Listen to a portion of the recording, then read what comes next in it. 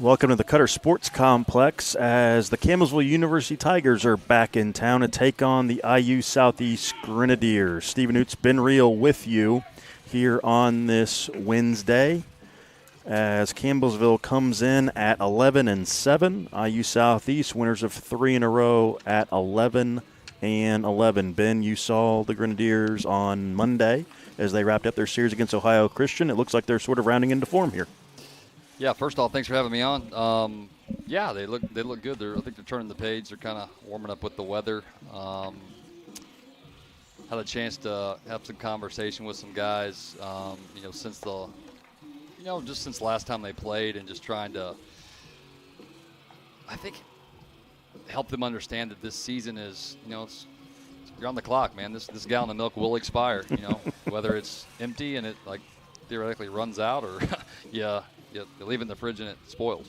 So, Cade Reynolds will be on the mound for the Grenadiers. He's 2-0 this season with a 6.23 ERA in 13 innings pitched. 9 strikeouts to 7 walks so far on the year. And Lamar, the right fielder, Arnaeus Lamar, the junior, will lead it off for Campbellsville. Love it. These are midweek games for me. I mean, Stephen, we've played some good competition, but these are exciting games. It's the one you run across the street to get here to make the broadcast on time.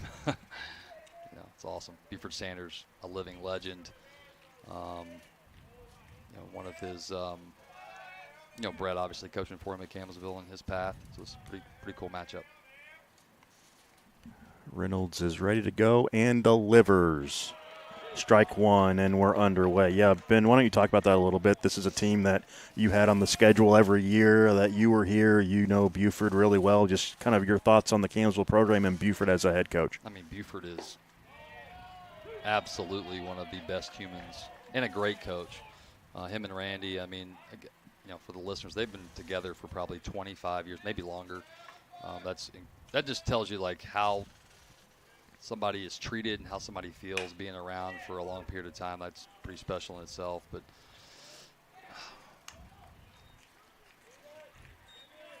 not an ideal start. But anyway. No, that'll be a double. So, yeah, Buford, long storied tradition of, clean jerseys, knowing how to line up for the flag, how to wear the uniform, how to, just make great young men and great citizens and great, Christians and great people in their communities. He's been doing a great job of it. Some of my best friends have coached for him and got to see it firsthand, but it's really cool to see Neff, his path, to the Midwest, started at Campbellsville, and see them go at it. But, yeah, they do play each other. I feel like we're, watching the rubber game of a division series in the AL. I mean, it's like you play each other 5 different series. I think they play each other 5 times, right? Yes. Yeah. So, but they're close. You save money, and it's a chance to measure up against good competition. I think it was supposed. Well, actually, it will be 5 now because the first date was a doubleheader, so I think it will be 5 times. Yeah. I mean, I think the midweek games like this, they make your season. I mean, I'm a firm believer that just when you cross the street here to Cutter Sports Complex, when you feel like if you play bad today, you're going to lose, that's a good sign. Keeps everybody sharp. And you could build some, real momentum going into the weekend against a tough road series against Rio. Mm-hmm. Jorge Gonzalez is the batter here with a 1-1 count. And he takes strike 2. Interesting umpire, black and blue. Yeah. I mean, it works, but it's just like, But what a beautiful day. Yeah. We'll take this on March 13th. The crowds, for sure. it hasn't filled in yet, but it's like, guys, get here. It is gorgeous. Catch some vitamin D. I think it's going to rain for a couple days. There's a grounder over to Shield at third. He fires across for out number 1. Good job holding the runner back at second as well. Yeah, ideal situation. You get a guy at second base with nobody out, and you find a way to induce weak contact, to the left side to hope the guy cannot get to third base. Obviously, one of the greatest advantages you have, I think, just in general, is getting a runner to third base with less than 2 outs. So we avoid that. Brett Neffenworth going to check on his catcher here. Quick conversation. And now Chad McCann, the senior from Panama City, Florida, will step in, the designated hitter for the Tigers.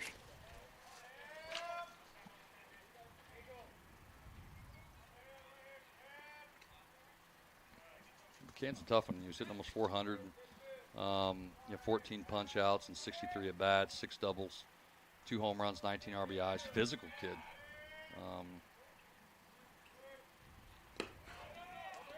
That'll be in the dirt and blocked.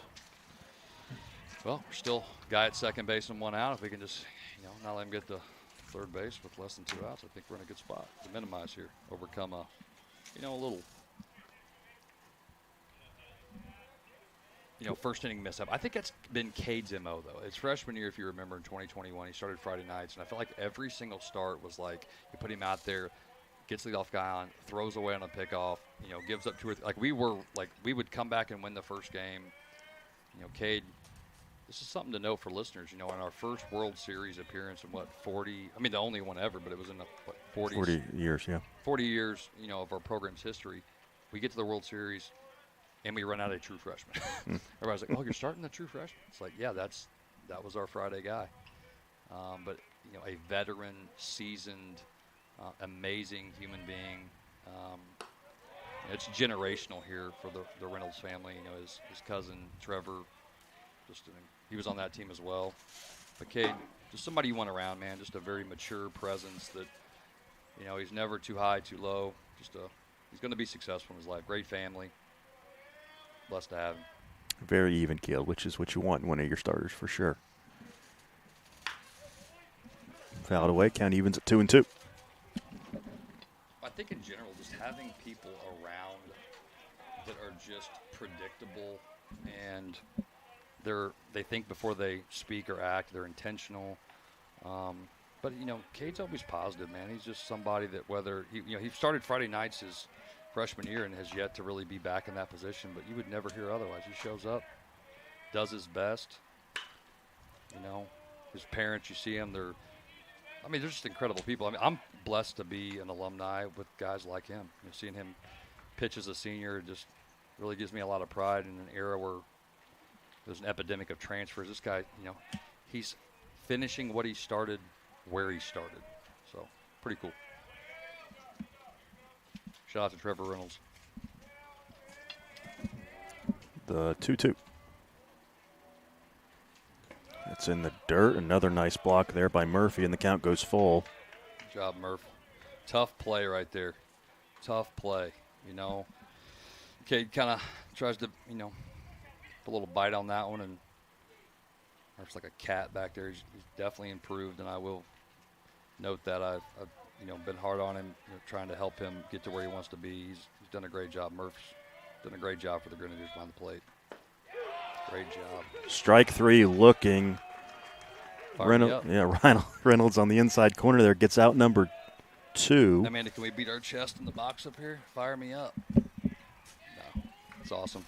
Big time shift in momentum. Lead off, guy at second base. We contact a third, 1 out, make some big plays and big stops, keep the guy at second, punch a guy out, middle of the order guy, big bat, 2 outs. Hopefully Slater gets the memo to back up 2 outs left-hander here.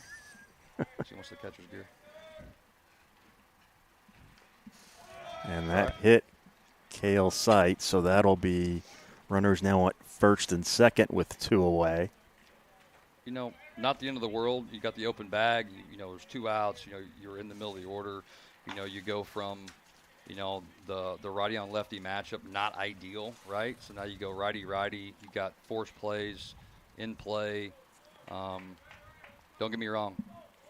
Steve, you seen the flag tonight? Yeah, it's blowing straight up. Yeah, so, 3-run homers, can be deflating. So we definitely want to stay away from that. Henry Wright will be the batter. He'll take one a little low, ball 1. Wright, the center fielder from San Jose, California, a junior. And you never know. Cade being a vet may have drew it up this way. He may have just said, I'm going to, nip this kid, put him on first because Lamar was hitting 424. I mean it was.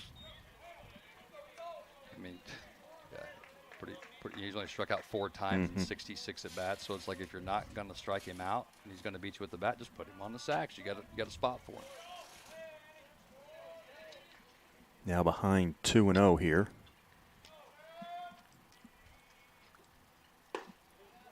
And that is inside for ball 3. So nibbling around the edges here to this batter a little bit. A good time just to call time for Murph, walk out there slowly, just say, hey, man, listen, it's like we're not going to try to make up for a 3-0 count with one pitch. Just get back in and attack the zone. Like we've said before, hitting is it's tough. It's one of the hardest things to do in the world. So give him too much credit. That's a 4-pitch walk there, so the bases will be loaded for Fuji. Yusoki Fuji, a junior from Mission, British Columbia, and Brett Neffenort's going to go check on his pitcher here. Steve-O, what did you think all the years you watched the mound visits and you know what I mean? Like, what do you think goes on out there? I would assume the majority of the time it's not usually a fundamental thing. It's more of a mental sort of checkup on your pitcher. A lot of rhetorical questions. Okay. A lot of you got your uniform on. You're wearing a uniform. You're on the field. Are you ready to play today? Remember those? Often just like little things, like I mean, gosh, dang, man. Like number one, hitting is really, really like. I would encourage young listeners, like, take a fungo, throw a ball up in the air, and try to hit a line drive. It's hard to hit a line drive when you throw the ball to yourself. Okay, so I don't know why. Just a. Let's see what Reynolds can do here. Ball 1. Well, Murph back there, he will sneak it out. I mean, he's shown, the will to throw to all bases and sneak out, see when he can get them, and it's a great weapon to have. Now 2-0 as that one was a little down and away. Bases loaded here, 2 outs in the top of the first, just underway here in New Albany. And maybe I'm off, but I feel like true to form this year for the Grenadiers, I feel like we've started down a lot, which we've learned the comeback tool, which is a great skill to have, but it's never ideal to not to score first. And at some point it will come back to bite you, and this is a good Campbellsville team. You don't want to fall behind early here to them if you can avoid it. 3-0 pitch. That's in a strike. We're looking at the score by innings on the Grenadiers box. IU Southeast actually has outscored their opponents in the first, 19-16.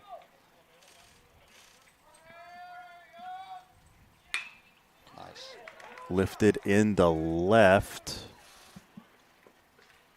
Long will make the catch, and Reynolds gets off the hook. A nice job there by Cade.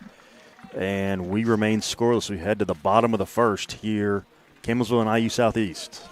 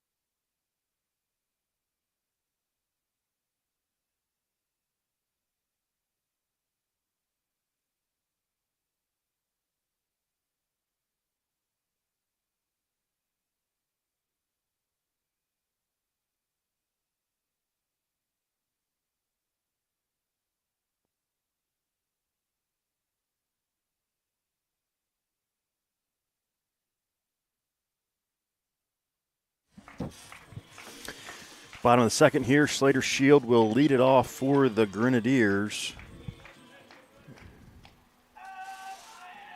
Like I was saying before the half, you know, an inning like that for Reynolds can give him a lot of confidence to really avoid, you know, I mean, you know, one swing of the bat there, you're down 4-0. Right. You know, so come off that, you know, unscathed, and it's like it can't get any worse than that, right? And but can give you some confidence. That's off the plate, 1-1 to Shield. Yeah, I'm excited to see the Grinnies offense today. The mentality and just how they collaborate and work together to build a lead, and then, you know, once they build it, give us something to watch. Ball one, up and in on Shield. Let's set the lineup before. Yeah, Slater Shield will lead off, followed by Mason White, Cody Putnam. Luke Powell will be the designated hitter, followed by Ethan Burdett, Max Flock. That one is in there, a strike to even the count. Latter third of Logan Murphy, Braden Hazelwood, and Colin Long here for the Grenadiers. Athletic lineup. Deep, you know, offensive weapons, tools, power, speed. Popped up over by first base, and that'll be tracked down by Seitz for out number one. One thing I will note to Randy LeBlue, shout out, Campbellsville has had some incredible infield play over the years. Do you remember when they had Tanner Nielsen at shortstop? You probably don't remember this, but like their big third baseman looked like a big leaguer. I mean, yes. It was like standing in the outfield. It looked like Manny Machado over there. Like some of the plays they made, I remember being like, wow, look at these guys. Here's Mason White taking ball one. Yeah, Mason finds barrel today, and it's, you know, put a seatbelt on it. I mean, might end up over by the church. Yeah, I want to shut down. What is it called? Southern Drive. Yep, that's ripped back up the middle. That'll be a base hit. So White is on with the first Grenadier hit of the afternoon. That's awesome. Good swing by White. You know, staying short, spraying it around. That's the cool thing about Mace. We talked about a little bit with some of the guys, like, you know, last year we had some big guys that couldn't really move sometimes in our lineup, but they had, you know, like Goodwin and some. I mean, not necessarily slow, but just not feather-footed as much as we are this year. But just sprayed around. You know, some guys are feast or famine, right? It's all or nothing. And I think this lineup gives you a blend of where you can change the game in a swing, but you can change the game on 10 BBs, you know, around the park. And that's what we've seen here recently is a lot more small ball, just station-to-station type stuff. That's going to be through the hole on the left side there, a base hit for Cody Putnam. So just like you mentioned, base hit, put a couple base hits together, keep the line moving. Yep. Like I said, I'm excited to see him today. The message has been just, you know, like we talked about, just build a lead, you know, like kind of showed him some of the, you know, some of the numbers that we kind of rounded up from 2015 to 2022 when we scored 5 runs or more in a game. We lost less than 40 games. So it's like get to 5 runs and then just entertain us after that. Don't start off trying to be the hero, you know, early. Just build the lead first. Check on Shield there White there at second. Luke Powell be the batter. See, what makes the Grenadiers really dynamic, you know, you hit a ball, you know, just through the left side here. It's like if everybody's going 2 bases because we have that kind of speed, you force the defense to make a decision. You're going to throw the ball home, you're going to throw it to third, you're going to throw it to second. Because if you throw it home and he's safe or he's out, you still have guys at second and third. If you throw it to third and he's out or safe, or let's say he's out, you scored a run and you got a guy in scoring position, you know, it's like. And you're forcing the defense to actually make that play. That's the thing that with defense I think that's very commonly overlooked in amateur, you know, travel ball, high school baseball is defense is all about making decisions. It's about being able to make the play, but understanding what play to make is, you know, well, I mean, most people could go back and look, and remember how their season ended in Battle of the Bling in Clarksville. It was somebody picked up a bunt right back to the pitcher, and somebody throwing it down the right field line or something. It's just like, it's not like we went out there and got boat raced and they gave up 10. It was the beating yourself, or not backing up bases, or not heads up base running, or not being competitive with 2 strikes and making the defense earn it. Just little things like that, man. That's championship baseball. Powell flies out to Gonzalez and left. So they're 2 away now for Ethan Burdett. Yeah, those are championship details, man. Like, just the little things are the big things, and you have all year to rehearse them. And in the end, if you make a bad decision, the season's over. The cool thing in these games, you make a bad decision, it's like, well, we get to play. It's like the season isn't over, we'll so see you get to Saturday, learn from yeah. it. So, like, just learn from it. So at the when you get to that point, you realize if you make bad decisions, that's it. And that's when you got to get on the Ferris wheel again and ride it again. The pitch inside. 3-0. Ian Romer on the mound for Campbellsville today. He's 2-0 on the season with a 1.64 ERA in 11 innings pitch, has an opponent batting average of 205, 13 strikeouts to just 1 walk. He's tough. If he's a midweek guy, man, I mean, that's a pretty good one. You got a guy with a sub-2 ERA, 11 innings pitched, 13 punch-outs. Opponents are hitting, a sparkly. Oh, ooh. That was almost walk number 2.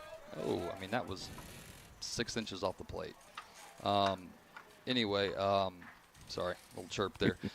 It's the coach in me. I can't help it. These guys are getting paid at times more than some of our person. Look at that. Look at that. That's an opposite field single there. Mace.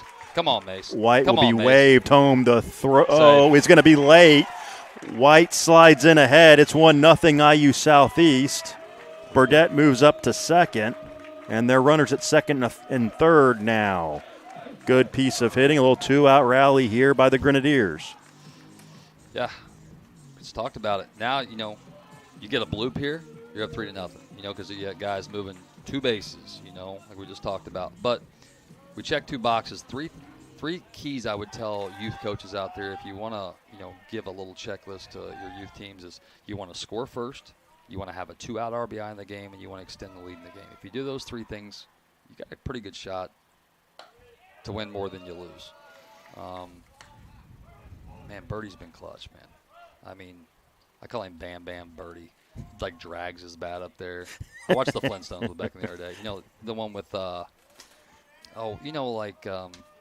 the real Flintstones. Yeah. I forget where old boy's like embezzling money. Yes. The live action version, yes. Yeah. It's actually pretty futuristic. I mean, it's probably 20 years old, 15 years old. But he just drags his bat up there, and it's barrel. Bam, bam. Max Flock trying to tack on a couple more runs here for the Grenadiers here in the first. 2-1 now. With Romer, not saying this is the way it will be, but some of these guys, when they've had, 3 really good starts, sometimes you get in these, you haven't been in these situations a lot, Not saying he hasn't, it's just, he's obviously had a lot of success early in the season. 2-2 on the swing and a miss. He's a junior from Henderson, Nevada, so came back east to pitch for the Tigers. Shout out to former Campbellsville Tiger Brady Tedesco. He's down in the Mexican Professional Baseball League, which is, I was actually watching a bunch of highlights. Have you ever seen any highlights on that? I have not. I mean, Robinson Cano just signed in the league. Okay, wow. It's the equivalent between that, the Korean Baseball League and the Japanese Baseball League. I mean, it's AAA. It's pretty phenomenal. So he was a standout for the Tigers and somebody who kind of followed Brett here to help with the program. I got to know him really well this year. Jammed foul, 2-2 as Flock stays alive. Yeah, one thing about Campbellsville, they are well represented. It is Tigers Nation. I mean, yes. They have kids from all over the country. Multiple Canadians, a Japanese player. The pitch. That missed, and the count goes full. Interesting. Frankfurt, Germany as well. Australia. The United Nations out there for the Tigers. Payoff pitch. Swing and a miss. Flocks down on strikes, but the Grenadiers get one, and after one, they lead it 1-0. Advanced sequence right there with the base open and Flock. Got some pop. He decided to go 3-2, breaking ball. It's out of the zone, and obviously Flock's looking for the heater, Ricky. Good inning, though. Good start. Way to come back when you kind of feel like,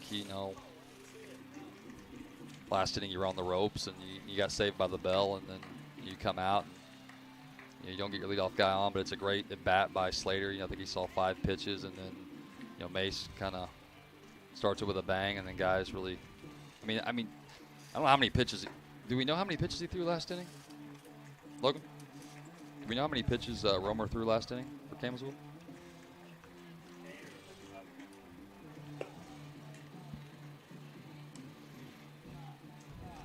Good show.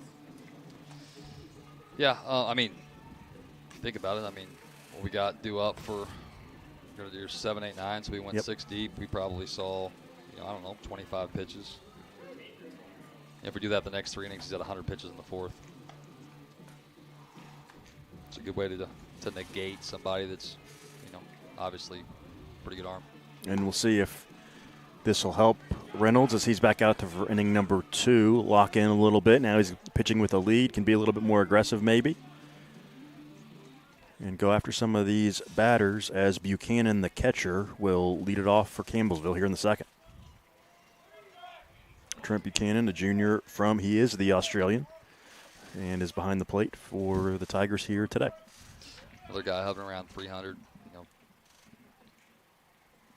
tough out, for the Tigers. Hovering around the lines, 292 and 48 at-bats, 14 hits, 3 doubles, 10 punch-outs, almost 50 at-bats, which is a tough out. Not a stolen base threat. So somebody, if he gets on, Buford has been known, him and Randy, to, kind of resemble the style that Brett has shown, where they will play small ball. They will hit and run. They will run and hit. They will bunt. There's a strike. Somebody I never played with and I've never coached as an Australian. Interesting. Yeah, I did face Mitch Waddell, played for Lee University. You can look him up. He was 6'11" for Walter State. Yeah, it's like Manute Bowl out there. It was like, whoa. That is sent into right field, and that'll be a base hit for Buchanan, and the leadoff batter's on for the Tigers. A little bloop into right field. And there, once again, is another base runner for Campbellsville. Coming into the game, number 2, Reed Stern. He's got a bag on the year. I look for the Tigers now that down the order to kind of shake it up. Leadoff guy on, nobody out. Like I said, Coach LeBlue and Coach Sanders' style, over my nearly 2 decades of playing them 5 times a season, they do. They have that trick in their bag for sure. Baku is the batter. Takes ball 1 a little high. I think the umpire's got a missed call on his phone because he missed that one. Yep. It's like, what? See Murph double take, like, what happened? I miss those days. Back here, just, you're politely kind of jockeying for, an advantage, and sometimes you're just telling him, hey, man, you got to have that. That's a strike, Well, yeah, no, But some of those conversations were interesting. I think it's where I developed some of my candor in mitigating, conflict resolution. Maybe not, I don't know. The 1-1 pitch, fouled back. Yeah, you got to chirp him a little bit to let him know you saw it. Well, but not only that, also give him credit. It's a tough pitch. You maybe they can kind of look rough, but it's like, that's a strike. And it's like, that's a strike. It's a good call. I'll be better next time. Let's work together. I think you develop that rapport. The cool thing about that is, as a catcher, if you have those reports and you go up to bat, you get the best strike zones. Right. And I would probably credit a lot of my success offensively in my career to, umpires respected and liked me, and in turn, it was easier to hit. It's like, I don't know. It's, I think in general, and I made this comment to the umpires the other day after the game, I've been really impressed with their skill and professionalism this year specifically, and I just, when you look a guy in the eye, and you've seen me, kind of go out there and have many conversations, if the guy, was, being arrogant, or it was like, I did my best, I missed the call, and you're like, it happens, Well, we have a little baby at home. I feel like I fumble the ball once a day, and Morgan's like, "Where are you?" It's like, "Oh wow!" It's like, "I'm trying." To get, doing the Miss Doubtfire scene. That's low, 3-2.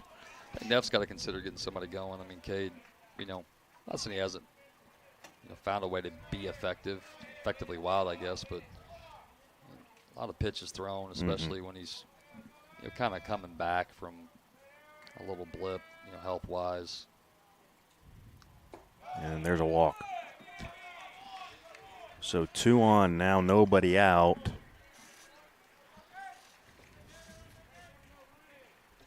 And it'll be the number 9 batter, Fukui, the right fielder.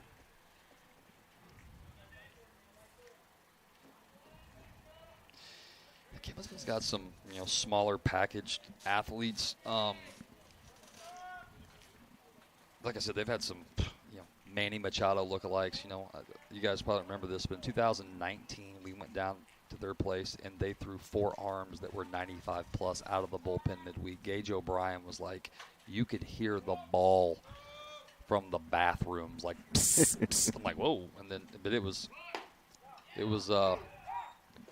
it's pretty incredible. But anyway, there's nothing wrong with that. It's just, you expect these guys to have more of the offensive weapons, the back control, the low strikeout numbers because they have a smaller strike zone, the ability to, run, the ability to, bunt and, do kind of the things that really can get opposing defenses out of sorts. Gets the bunt down. A little bobble by Flock. He'll take the out at first, though. So that'll be a sacrifice, 3-4. Runners will move to second and third now with 1 away, and the lineup will turn over.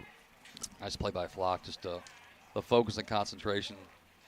We've talked about this, for years about, our second baseman being on time in a bunt situation where a pitcher will pick up the ball and look to throw to first base and there's nobody there. Right. And just that little, hesitation usually leads to, zing, a ball over by the tarp, it's like the, Starship, Elon Musk, SpaceX, rocket down the line, But great job by Flock. Love the way that, the Grinnies are set up defensively. And that'll be a base hit through the hole at short. 1 run will score, and the game is tied. So Lamar doesn't try and do too much there and just sends a single through the hole there to tie the game. Look at this necklace. There's a lot going on there. I mean, that is shiny. I like it. That's the necklace of Jorge Gonzalez there, so he'll have runners at the corners and 1 away. Gonzalez at almost 400, so it kind of makes sense. I mean, he wants to be noticed. It's definitely really sparkly. Reynolds looking for a ground ball. Instead, he'll throw over and check on the runner at first. Lamar dives back. Good time for, Campbellsville to, have some early action in the count. Just the thought of the early action could induce, maybe the Grenadiers, to feed a fastball to Gonzalez. You never know. That's grounded. That'll be a fair ball. And the runner is going to go home and be tagged out.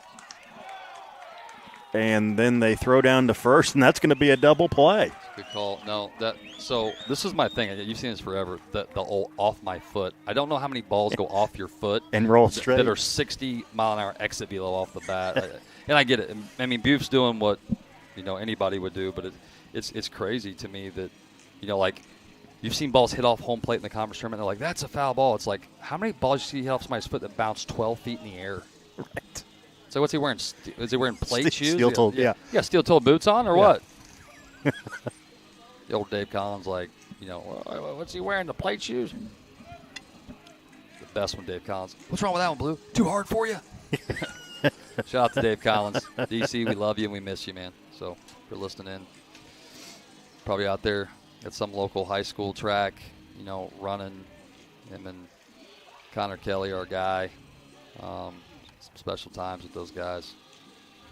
For those that don't know, Dave Collins spent the better part of 30 years or plus in the big leagues, and we're fortunate enough to get him here for a couple years and spend some amazing moments with him and his son Connor and Wendy and the family, and pretty special times. So Bazar played in the top of the first, or top of the second rather. Reynolds is, he's flirting with. He's flirting with it. I mean, yep. he's getting some really. He's getting the old situational, live bullpen in. And you've been around, so you may know more than I do here. Do you know what the plan was with the staff going into this? I think that's the main theme, Stephen, looking back on it, is trying to figure out what buttons to push. The pitching staff is in my opinion, is the hardest thing to figure out. It's not like it just takes time to learn, where people fit and where they're the most productive. And Cade's, been down, I'd probably say the last 10 days, but I mean, he's a guy that the Grenadiers need. He's had some super important and valuable innings in his career. But then again, it's going to be tough to consistently be successful when your whip is, almost 2.5. Murphy shoots one into left field on a line. So he will be on with a leadoff single. Dude, Murph's a good player, man. I mean, following some big shoes. We had, 13 all-conference catchers over the years, but he's done a great job, man. He's pretty offensive and got good team chemistry and got some edge to him. You see it when he throws. He's not afraid to throw to bases and be offensive on defense. That's an illusion that great teams create. Like when you're pitching to them, the team you're pitching to almost feels like they're on defense. And I think that's the sign of when it's going to be good. You can create that illusion when you're on defense that you're being offensive. That's a great sign. I think Murph aids to that. Done a great job. I'm really proud of him. And Makai Stoner will be over there at first as the courtesy runner. Flash. Swing and a miss by Hazelwood to start off this at bat. Hazy hits a ball like he did the other night, and I'm not joking to the listeners out there. Makai will be at home plate standing up. I mean, he will just teleport around the bases. He can float. He's got a lot of weapons, man. And I told him this yesterday. Got a lot of pieces. If you could, drive a Ford Raptor or a Denali, would you? If you're a truck guy, or what, a Tesla, space truck or whatever, would you? It's like, okay, great. Well, what if you had 3 of them in your garage? It's like, oh yeah, I'll take it. It's like it's just a luxury to have, some of the tools that we have this year. It's just seeing how they work together to, be productive every single day. And I think that's why we're 11-11, is just trying to figure those things out. There's nothing wrong with that. That's as long as you learn them by the end of the year, it doesn't matter. It's all good. Well, and we're not making excuses here, but coaching change, a lot of new players. Played a lot of games early, which yes. Some years you're out here and you're like, it's a special time of the year. It's like, yeah, because baseball's not supposed to be played in conditions like this. But this year's been a really good weather year. We played a lot of games, and we're in the third week of March, and we played 22 games, yeah. Yeah, almost over half our schedule. We'll have played half the schedule by the end of the weekend, yeah. Yeah, and but I mean, for me, it's like I would take going into the conference tournament, 30-25, and go to a World Series. It's all about the finish. It's not nobody says, hey, how did you start the year last year? It's like, how did you finish? How did you do last year? How did you finish? And it is, the top of those mountains are, dude. It's steep. It's cold. It's treacherous. So. The 2-2 chopped foul. A bare hand play by Joe Natterman. Tried to make that down there. Come on, Daddy. No, I think Hazy's also heating up. He's a big piece. He had a great year, the career year last year for the Grenadiers. A guy from 2021 World Series guy, and just you're going to get the most genuine, sincere effort out of Hazy. Runner goes. Hazelwood down to third. The throw across will be in time. Great call by the staff, moving the runner there. It could have been – it'd have been a tough double play to turn, but still just nixing the double play by putting Mackay in motion. But I think Hazy's a big one, man. The thing I love about Hazy, and, he had some great guys to go off of, the Weisties, the Zacellos, the Boxers, the Romeros, where he just shows up every day, and he's, focused, and he is intentional about winning and being ready, and, that's – people overlook that, man. A lot of times it's not like you can't. Baseball's just a game where I've seen left fielders out there practicing their swing the whole game, not get a ball hit to them the whole game, and then an extra inning somebody hits a flare and they're a step, late and the ball drops, right. And that's the game, So it's just you really got to focus and concentrate. Now Colin Long will be the batter with Stoner in the scoring position here. But the Grenadiers have some team speed. Yes, they do. Most plays this season are going to be bang bang around the bases, and that's awesome. Can you think back on a team that had as much speed as this one does at one of yours? Oh yeah, I think Dan McDonald was somebody that I emulated that. Watching him in 2009 go to the World Series, and then watching some of the teams of the ability to. You can see it. You watch them. They've had some incredible teams, incredible players, but they could squeeze a run in, or they could hit a ball off the wall, or they could get a hit by pitch and turn it into a double by stealing the base. They're really dynamic, and I think, starting in 16 especially, we were really dynamic, with Simpson, Coughlin, Reb, Voles, those guys, and then 17 with having, Hector Marmol and Nico Lugo. Nico Lugo, he clubbed 15 jacks and stole 30 bases. 18, you got Nolan Rogers, won a World Series for Vandy, and Richie Rodriguez. Rainy Oliveira. Just – Julian Flannery, 19 was, rebuilding, in terms of reloading. When that was the World Series club. Brody Tanksley emerged. Clay Weisty emerged. Dante DiCello comes in and plays every day as a true freshman at shortstop. But very, very athletic. Something I told the guys yesterday. Me and Brett's brother, Brad, we're kind of nerdy. You know that, low-key, right? We spent all summer what's it take to get to Lewiston? And we realized that every team at one season in those years, 18, 19, at every single level of college baseball, Division I, Division II, Division III, NAI, JUCO 1, 2, and 3, all fielded 965 or better in their respective World Series. You had remember when UCLA won the national championship and hit 240 as a team? They had to do the sidearm guy that threw 51 appearances, but in 2021 we had a 5.5 ERA and went to won 50 games with the World Series, but we fielded 970 and we hit three. We hit our way there, which I think you're going to hit your way to the World Series. I believe that. And Billy Berry told me that when I was a young man. I was easy for you to say every Army have those 95, but really when kind of ironically beating them in 2021 in the Kingsport bracket, we had 27 hits in that game, which is crazy, and they were 27 singles. So I think the thing that this team is starting to show, is the grit that is synonymous with our program. IU Southeast baseball is a blue collar, we're going to roll up our sleeves and we're going to just out-tough you tonight.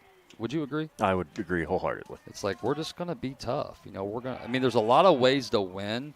You can out pitch a team, out hit a team. You can out, like be clutch, whatever. But some nights you just got to we're just got to out tough them tonight. And that's a great tool to have in your toolbox.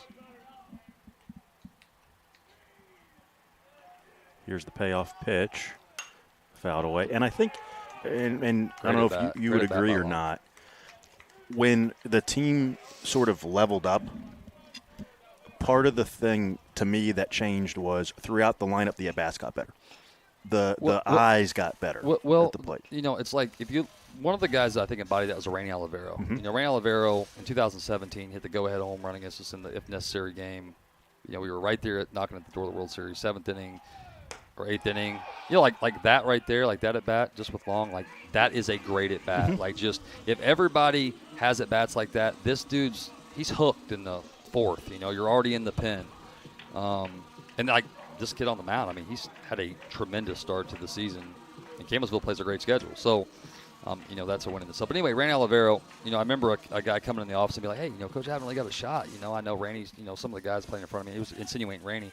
Not doing too hot. It's like Randy averages 7 pitches in at bat. So if you think about 5 at bats in a 9-inning game, this dude is responsible, for 40 pitches. It's like if everybody's, I'm not saying be passive, but if everybody's committed to what they're looking for, and it's like they said on, I think, MLB TV, it's like the guy that's like, when you start looking for what the pitcher's going to throw you, you're going to start having success. It's just, and that is incredibly hard to do. Nice rippy by Slater with 2 outs. Another 2-out hit as Slater comes through with a base hit to left.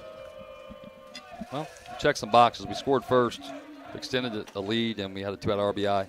Big at bat by Long, and the pitcher's like, gosh dang, here he goes. And Slater comes up and kind of flips a dagger at him, It's a little top spin line drive and, capitalizes on Mackay's, running on the pitch, stay out of the double play. Like stuff like that. The coaching staff made a great call, staying out of the double play. And, you sit out there and think, was it, like, not was it the right move, but, like, is it going to pay off and then get down to the wire and boom. But I think when it feels like waves hitting the beach, like it never stops. Mm-hmm. They never stop. When you start to feel like that as a team, that's when it's like, okay, like, because when you get to these rungs of, base camp 4 on Everest, it's like you better have your headlamp, you better have your ice pick, you better have your oxygen tank. It's like when you get to these rungs of like, hey, there's not many teams left, like you got to maximize you cannot be like, gosh, I just missed that, or I was passive and he threw me a beach ball right down the middle. Runner goes, and that'll be a stolen base, and the throw's into center. And Shield will move to third, so a stolen base and a throwing error will put a runner at third base for Mason White. Something else I would note I'm the most proud of, I think, of our program generationally is guys that come here, they get better. Slater came in here with what's going on? I mean,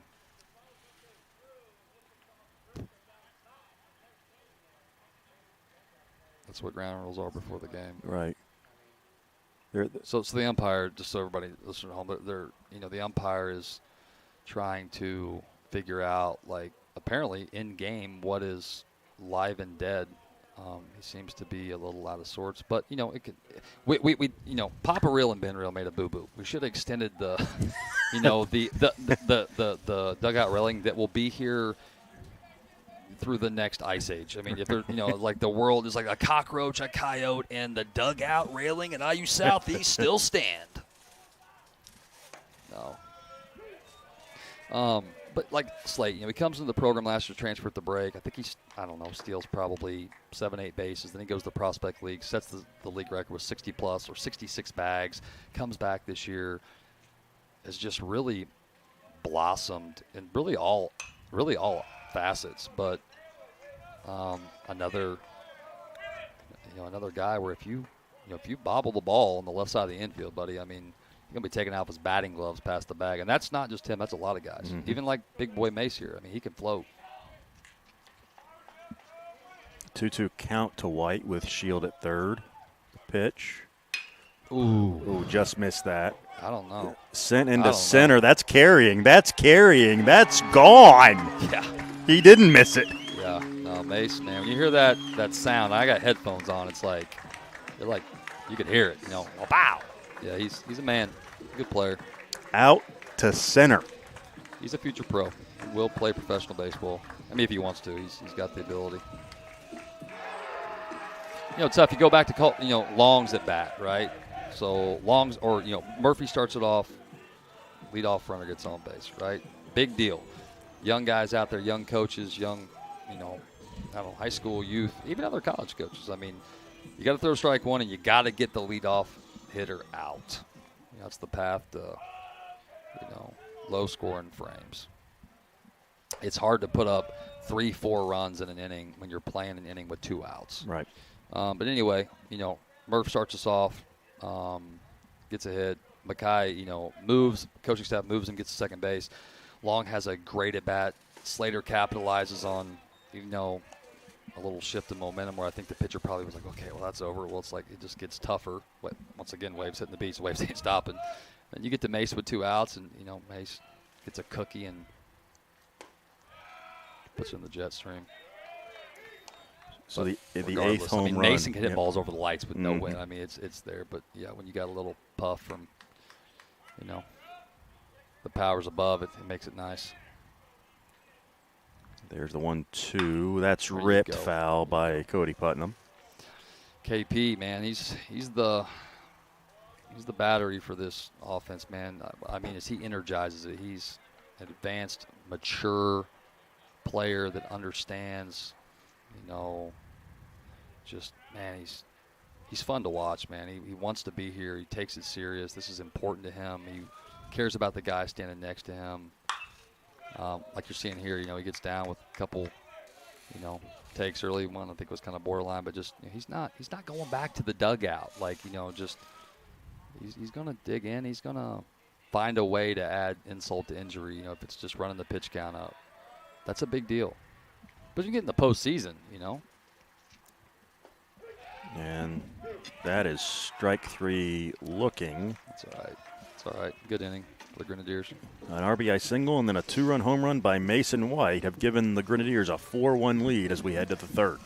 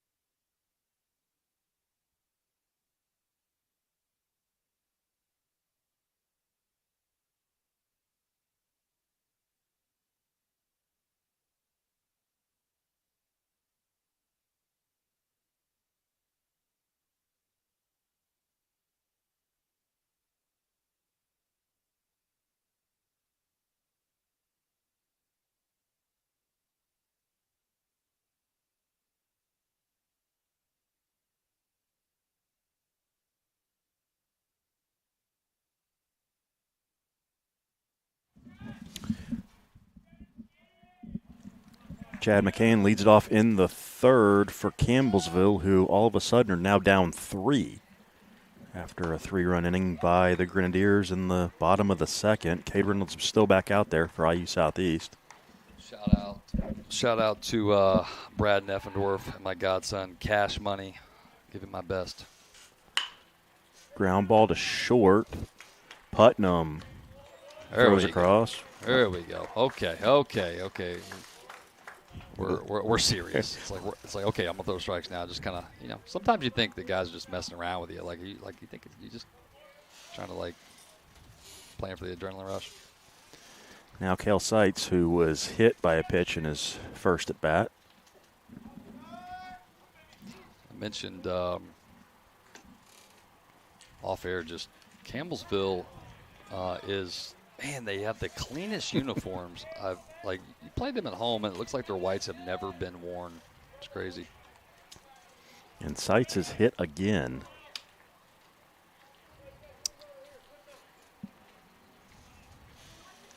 So Henry Wright will be the batter. 1 on with 1 out. They do, and you're right, though. Even though those whites pop like they're right out of the box. Yeah, they do. They do. I love Campbellsville's. I love their entire setup. I think Campbellsville's one of the best setups at our level in the country. They got an amazing campus. You know, the field's at the epicenter of campus. They got great funding. They just do it right. You know, they got a nice field. You know, I think, you know, their football stadiums. Really, I mean, they got a lot of good amenities to attract talent, and, you know, obviously Buford being a veteran, you know, he's, you know, went to the World Series, I think it was in 09, I think it was. Brian Fuller, if you guys want a fun fact, get on YouTube, look at Brian Fuller ESPN. He threw like 27 straight scoreless innings. Here's the 1-1 is up and in, 2-1. If that happened in 2024, to be like on Twitter is like, do you perceive this as abuse? It's like, oh, he threw sidearm, and it was a senior, and like he's fine. He is a very, very, very successful accountant. He is his digits work just fine. 2-1 pitch, back up the middle. That'll be a base hit. Runner will hold at second, but then the ball's bobbled there by White, and both runners will advance. So second and third now. Man, yeah, those are little things. Not just the bobble by White. I mean, that adds insult to injury, but just getting behind. You know, Reynolds has gotta find that groove. You gotta get ahead. You gotta lead off guy out pretty handily, but we just gotta stay with it. So Fuji will bat with runners in scoring position, only 1 away. He could handle the bat. We saw that in the previous inning, or previous at bat rather. Sorry, listeners, I'm over here trying to get the lid off my Yeti, and about had to call in reinforcements. Like, I'm getting old.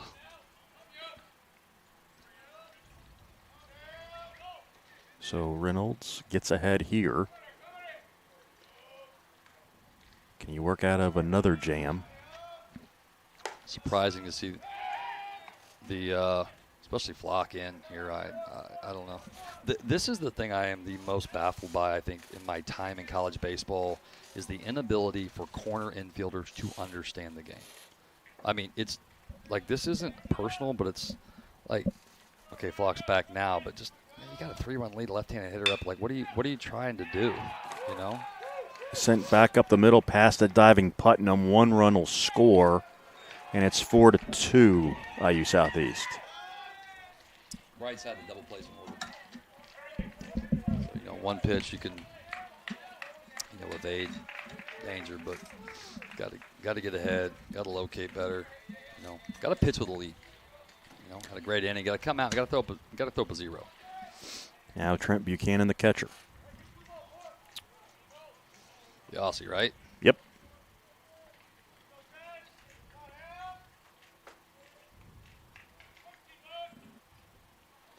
And that's going to get past Murphy, and the runner will move to second. So second and third now with 1 away.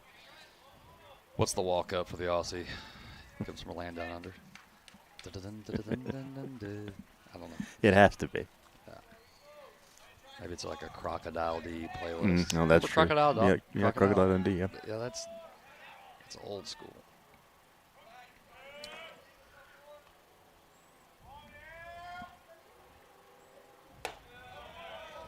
2-0. Yeah, like, the reason why I'm talking about this is like Slate. You know, Slate's playing even and in. It's like, you know, you just shorten the left side of the infield, and any ball that gets through with, you know, the runners on, I mean, they're going to score 2 runs. If you play big and you can at least knock it down, okay, they're going to score a run from third, but you prevent 2 runs from scoring, and it's okay. I mean, they score a run, you're still winning the game. You know, I mean, in this situation in itself, I mean, if they get a hit, the game is tied. That's not. I don't know. My perspective on that stuff is just a lot different probably than most. the go-ahead run. The guy I care about is the guy at the plate. The pitch. Swing and a miss. Evens the count at 2-2. A little life on it.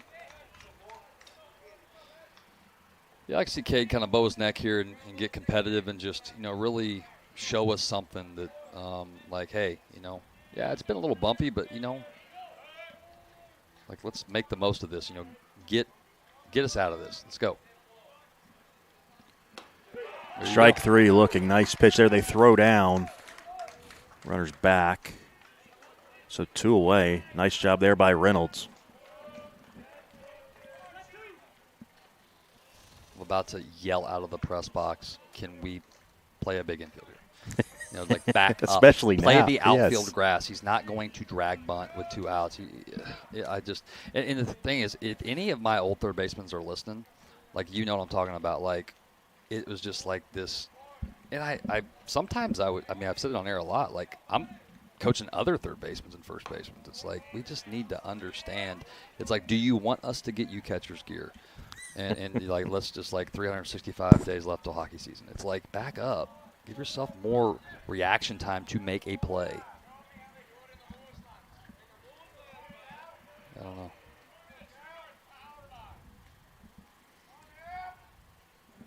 That's sent into right field, and that should tie the game. Yep. Throws a little up the line, and we're tied here at 4 after a 2-run single by Baku. Well, it erases the cushion and start all over. Disappointing. But, it's like I said, it's early. It's not how you start, it's how you finish. And he'll be there in the end. Cade is resilient. I mean, he'll be there. He'll be one of the guys that, the Grenadiers rely on down the stretch. Just his competitiveness and experience will shine through. But we just gotta, we gotta build off this, or kind of take inventory and be better next time, Brett Neffendorf back out there. Yeah, Zach Guttermuth in from the pen, the left-hander.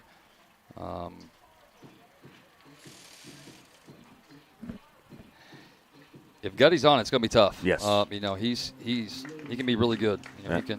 He's funky. He's been up and down a little bit, but Gutty's got the stuff. He played on the Santa Barbara regional team in 2022 and pitched in the regional. Experienced guy, funky arm action, deceptive, low 3/4, fastball, breaking ball, changeup. Got some pitchability if he's got it. But most importantly, it's deceptive. It's funky.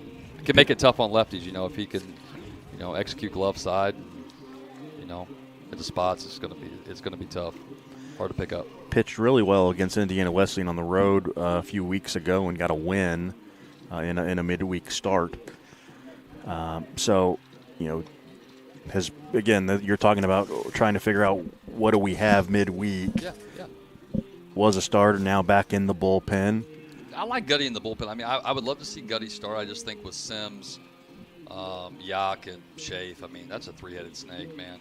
But I think Gutty's competitive. I watched him as senior in high school. He had a arm injury, didn't pitch. I mean, if at all that year. But he's out there, like, beating his chest, playing first base and hitting for, Collins. But Gutty, like, he's competitive. He's got some durability.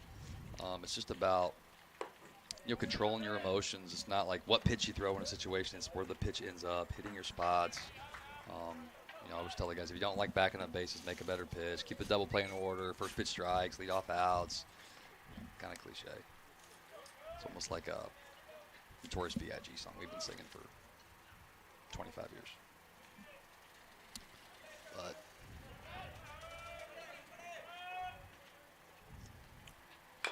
yeah, he's gonna be. I mean, if he can command a glove side, man, he's tough on lefties. He hides the ball, starts closed, hides the ball well, hard to pick up. He's just gonna be hard to figure out. That's what I'm saying. I think when you think about guys like Gutty, he could get the lineup 2-3 times, but one time through the lineup, if he's on, you're going to struggle. I mean, look at that. You got a good move, great play, nice, good job, Gutty. So pickoff caught stealing will end the inning. 1-3-6.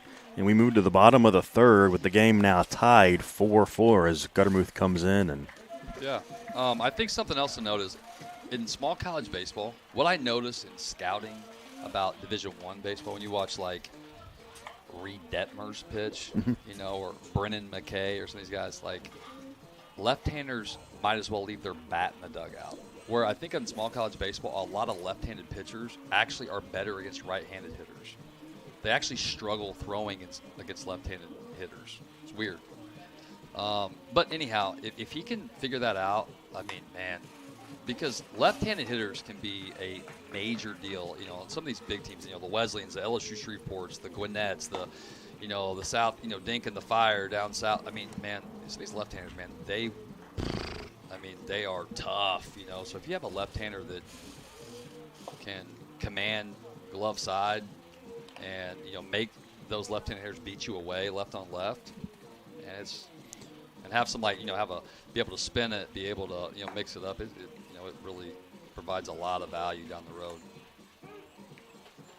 Like that, you bring Getty out of the pen, you can bring him in to face the left hand. Right, which he could spend a lot of his time in practice throwing with the standing hitter, the dummy in the left hand, because it's something that I think most left-handers have. It's crazy to say they have to work on it. Right-handers, are used to facing right-handed hitters. It's like you throw the breaking ball, you're at the batter or at his belt or at his leg or something. Where left-handers usually are throwing stuff to an empty box, and somebody gets in there, and I don't know. Seems like they tend to hit guys. But Guttermuth does his job there against, we'll see him face the lefty again in the top of the fourth, hopefully. But now Luke Powell will be hit to start the bottom of the third. Win-win situation. He comes in, picks off the guy, got the lefty start off the inning. Perfect. Your odds of getting that leadoff guy out, improve. So as we said earlier, is one of the keys to being, being effective defensively. So now Ethan Burdett, who had a base hit in his previous at-bat, will step in with a runner on. Yeah, Romer for Campbellsville. He's, he's obviously done a pretty good job, but, he's had a little tougher outing today than I think what he's seen all year. But he's shown, he's not backing down. He's still pounding it in there. He's made some good pitches. He's, kind of had us on the ropes. We found a way to kind of break through, but, obviously that's been erased. But I still think it's, we definitely ran his pitch count up, so we should be looking at Tigers. Actually, they do have a guy in the bullpen. It's like number 14. That's Logan McNeil, a junior from Vancouver, British Columbia. Yeah, he's got a 5 2/3, 6 punch outs, 2 walks, 4 hits, no hit by pitches, no wild pitches. Opponents are hitting less than 200 against him. I love pitchers and catchers, so I'm always excited to see good arms.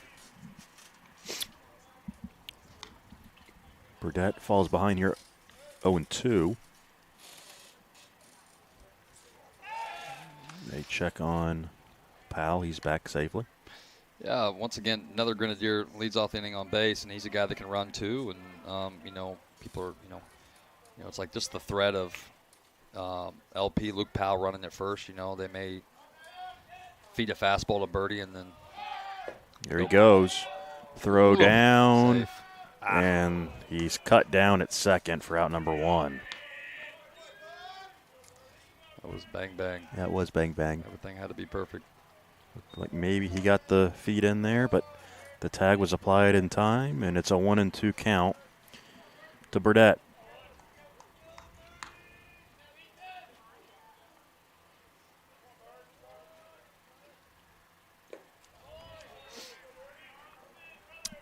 Another 5-pitch at bat on the Grenadiers.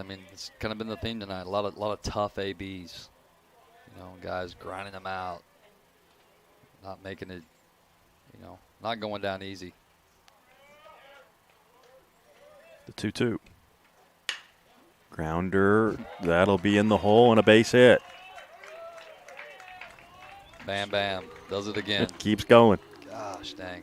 There's just some guys out there that just have a knack of when they swing. I saw a thing the other day. It was like in Pujols' prime, there was like a 26-game stretch where anything he swung at, he hit. He did not swing and miss. And you're talking stuff in the big leagues, guys, that you couldn't catch with a laundry basket as like one of us. You know, like your eyes can't even follow it. He's just like playing, wiffle ball up there with it. That's a blooper. Will it get over? Yes, a base hit for Flock. So 2 on with 1 out. Well, Flock's done a great job switching his approach up, of late. So, like, just after that swing, I think the big fly maybe set up. The hook swings next. Maybe seeing one launched out of here. He'll learn from that.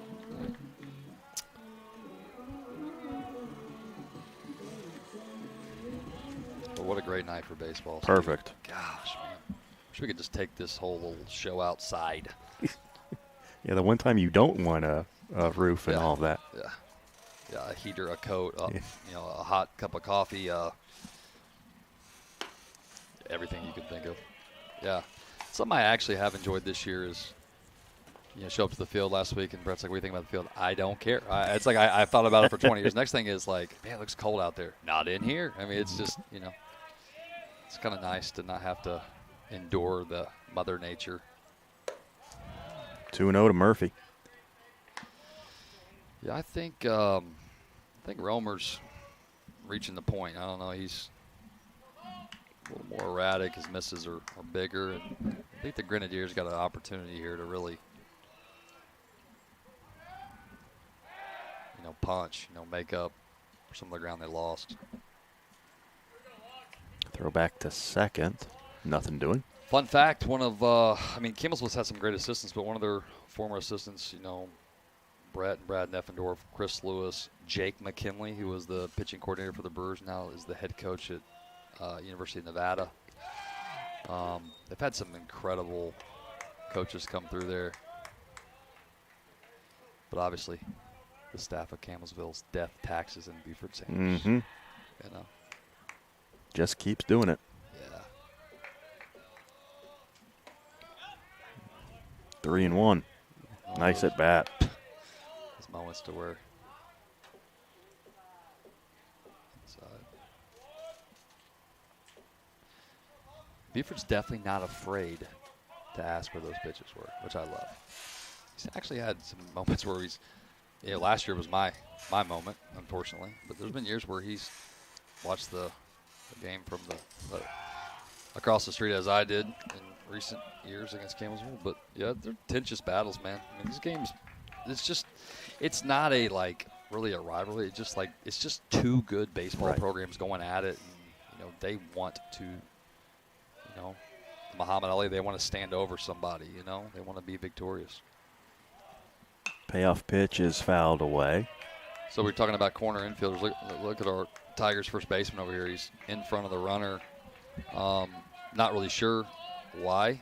Maybe he knows something we don't, but that's how you get beat on the flare here. It's with the wind blowing out.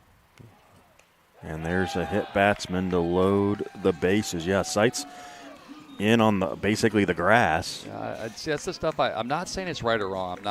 It's interesting. The wind's blowing out. He's just hitting Murph's kind of been fooled a little bit, hitting flares over here, and it's like he's trying to make it harder to catch the flare. It's just but for young players and coaches out there, think the game. And if you don't know, ask. It's not like, hey, I know to stand here. It's like, why do you stand there? It's like I see young players guarding the lines. You think about your whole season, how many ground balls are hit down the lines? Why are we standing on the lines? Right? It's hard for a pitcher to field this position, right? He's the closest to the batter. So why are we all trying to emulate that? It's like, let's get closer so our reaction time's shorter and we don't have as much range. And there's no right or wrong way. It's in my opinion, just trying to give yourself the best chance.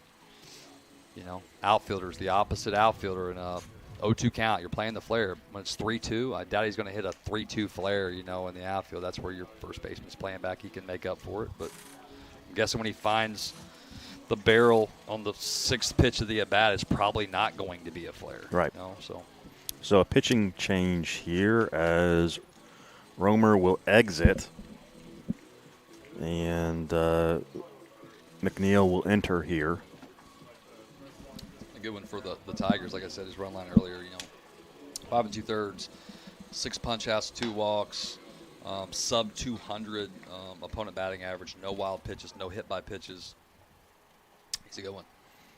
And the double play in order here with the bases loaded. It's like a profile of it's probably a sinker slider guy. Ball's got a little arm side movement. Good guy to, the Grenadiers are threatening, but, one bad swing decision here. Double plays in effect, pitcher's best friend, or the best advantage you have on defense is 1 pitch, 2 outs. I think guys got to really be vigilant about what they're looking for and know that's what it is. It's cool to see the guys from the back, though. I enjoy that. All these years, I'm like watching from the side, because I was a catcher. It's like I hate if you were to say I got tickets to the Yankee Stadium. It's like if they're not behind home plate, I don't want to go. I just don't enjoy watching baseball from the side.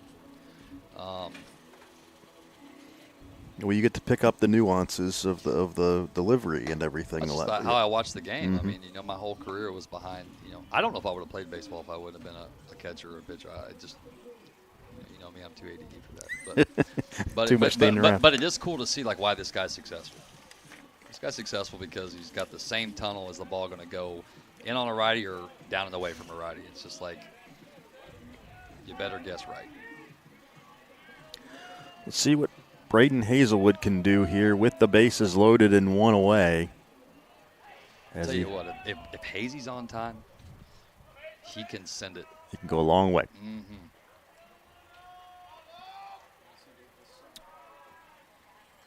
That hits Hazelwood. So that'll drive in a run, and it's 5-4. IU Southeast just like that. Interesting. He's out of a windup with 1 out. Not only that, this is the first time he's hit a guy all year in big spot. I mean, let's see if he can, really. This is kind of an outlier for him. So let's see if he can, if it snowballs or. Well, and now the number 9 batter Long, so the lineup's going to turn over here, and the Shields and the Whites are on their way with runners on. Good take. Strike 1 to Long. He had a great at bat. You mentioned it. His first at bat struck out, but worked the count. And continued it right there. I mean, that's a pitcher's pitch, and ooh. And that hit him off the bat. That'll be a foul ball.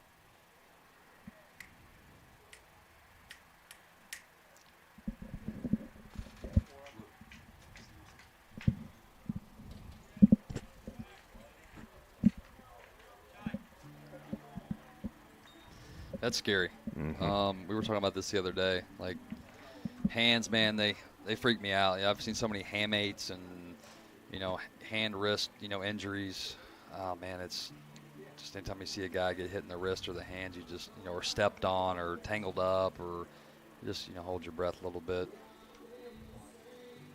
All those little bones in the hand and wrist area. I'm anxious to see, what the umpire's ruling on this. I don't know if Neff's going to ask him, obviously the ball hit him in the hand. I mean, a lot of, I've even seen umpires say, show me your hand, which I think is crazy. But, anyhow, I don't know. Was it a swing? No. I know the hand's part of the bat, but, if he didn't go around, I mean, that's a judgment call, right? It's tough with the 2-man crew. Right. So the 0-2 is Long will stay in and send that one foul the opposite way. Long's found a different gear. I mean, the last, week and a half, I've seen a lot more competitiveness out of him. It's not just I want to be good, but he's actually, being productive. If you want to be good, prove it to me. Make good decisions, like that. Gets hit in the hand, guy goes bender right at him, and he stays on it and fouls it off. Pretty awesome. Doesn't chase there. It's 1-2.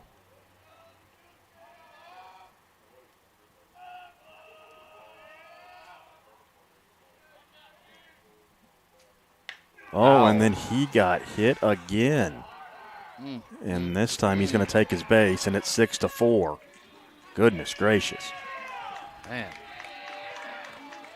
Yeah, I mean, like we talked about, McNeil, just like Romer, they haven't had a lot of adversity really. If you look at their stat lines and coming in with obviously bases loaded, not ideal, right? But he comes in and hits his first batter of the year, and it kind of snowballs. It gets. I mean, don't get me wrong, he made some good pitches there. It's just tough. So a 6-4 lead, still the bases loaded, and Slater Shield will bat. Ball one. Tell you what, man, if Slate, this is the big thing with Slate now, batting at the top versus the bottom last year. It's like you cannot ground into a double. You have Mason, like, punch out. Not ideal, but do not, because you got Mace on deck. It's can't kill this rally. Got to give him a shot, man. Nobody, you got to lead now 6-4. Nobody's getting doubled up. Nothing, no back picks, nothing crazy. There's a strike. Pitching backwards in this situation, 2-0 count, throwing a 2-0 breaking ball. That's man. Catches the corner, evens the count 2-2. Well, he has confidence in for sure. So.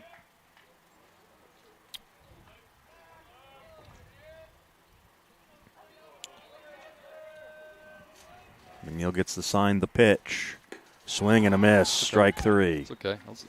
Yeah, three tough, tripled up, but that last breaking ball had some life on it. It just kind of disappeared. It's all right. It's a tough one, but it's okay. It's the guy, you got to get to the plate in the situation. You got to get the teeth of the saw in there. You can't, as you can see here, I mean, it's like at the lefty in the pen, they're probably going to slow walk out there. Mm-hmm. He gets 8 pitches once he goes into a game. It's something else for guys to, over the years, you have pitchers down in the bullpen getting piping hot. And it's like, remember, you get 8 pitches before the, on the pitching change. So get to 8, and then you can finish the last 8 pitches and get loose on the field.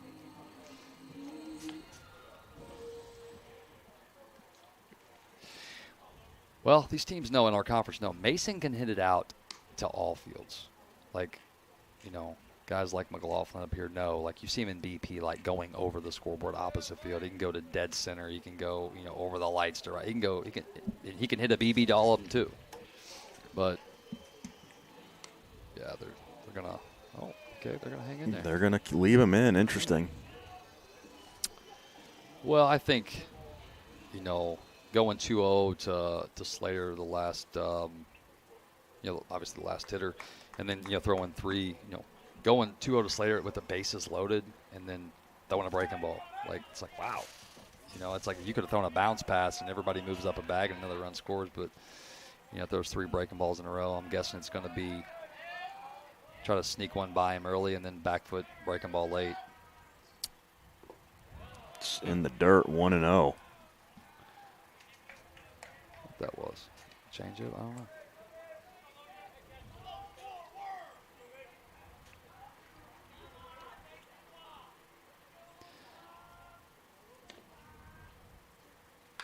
It's fouled back.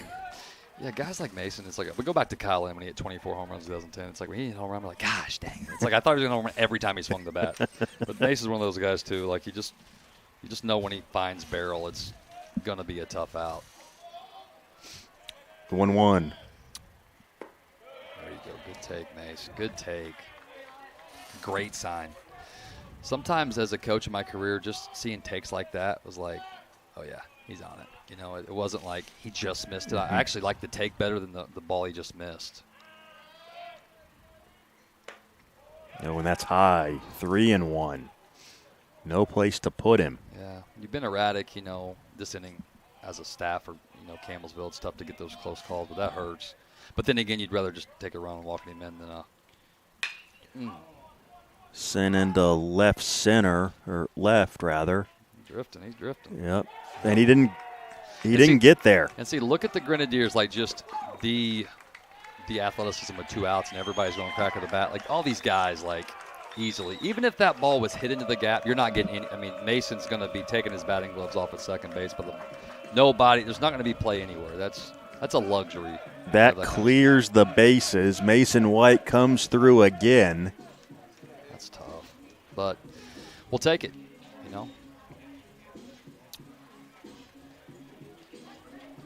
And that looks like that's going to do it for McNeil, and the Tigers will double switch, it looks like.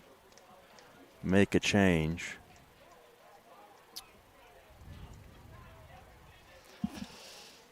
Real quick, the Tigers, do we have their upcoming schedule?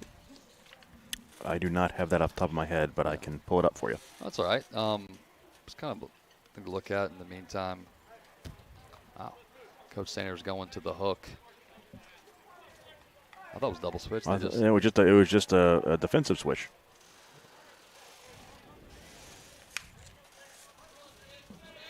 That's tough. I mean, to find a way to get, one of the most prolific hitters in the River States Conference to – don't get me wrong. I mean, that ball was cooked. It wasn't like, a lazy fly ball. That ball was a moonshot. But it's tough to, earn that, opportunity, right, to get out of it and, squandered. So I can see where Buford's at. We got some out there that can catch a fly ball. But going back to it, it's like, the guy's like, hey, come on, kid, throw strikes. He's like, hey, Dad, I'm trying to throw balls out here. It's like it wasn't like it was intentional. But, these games, you got to make these plays. Got to be able to throw strikes when it matters. Got to be able to make the plays defensively. The 0-2 pitch is lifted into left. Looks like Buford was showing the wisdom. And Zan makes the catch, the new left fielder. And the inning is over, but the Grenadiers score again. It's 9-4 at the end of 3. Back in a moment.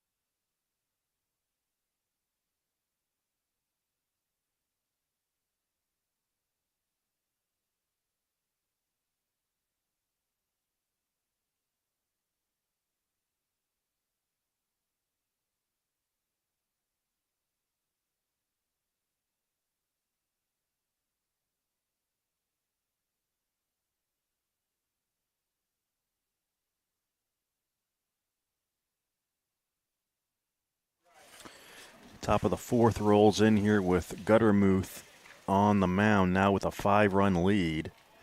Delivers ball 1. Redo on this one from the Grenadiers inning ago. You put up some runs, you got to throw up a 0. A quick inning. That's chopped foul, 1-1. As Foucault is the batter.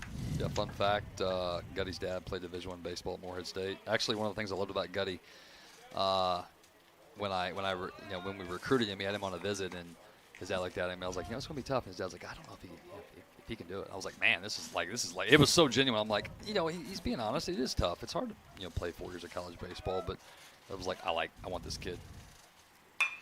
That is a little looper to Putnam at shortstop for out number 1. Good job, Gutty. I'm anxious to see, the Grenadiers, run out there tonight, seeing the, how the staff has matured and developed each week. I always enjoyed that. We used to Johnny Holstaff a lot of midweek games, and I think people were like, man, we're Johnny Holstaff. I just love to see where everybody, how they had gotten better in a week, Now Lamar at the top of the order. The misses inside, ball 1. It's a good pitch.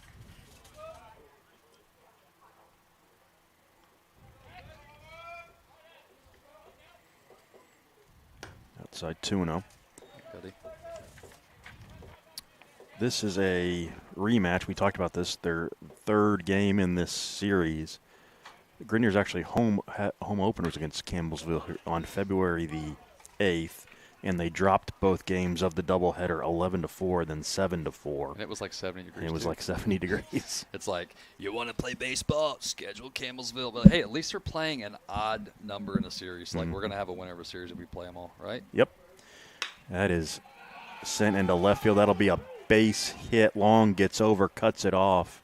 Good job. And will hold Lamar to a single. Something else the Grenadiers have, they got some good outfield arms. I mean, you know, it's nice to have guys that can actually run down balls and catch them, but it's also nice to have guys that can, outfield assists are actually really rare when you think about it.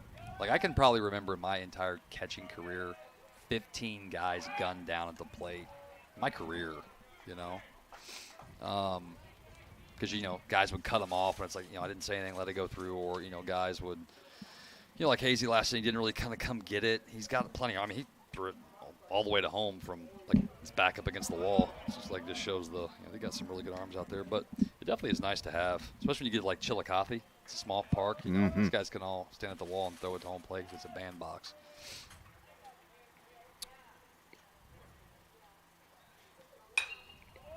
That is fouled off, 1-1. And particularly there, too, you're playing on turf. That ball's going to get on those outfielders quickly. They can get it back in. And that turf, that's like the first turf they ever made, and that stuff is fast. Mm-hmm.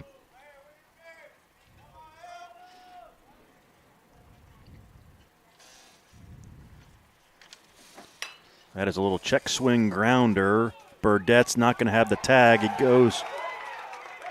Oh, he did. They did say it was on the tag. So a double play, 4-3 to end the inning. Man, I'll tell you what, a lot of these field umpires lately have just been like, bam, bam, bam, bam, bam. It's like, it's like fight night. It's just a lot of punching guys out. I don't know if he got him or not. Obviously, we can't tell from up here, but yeah.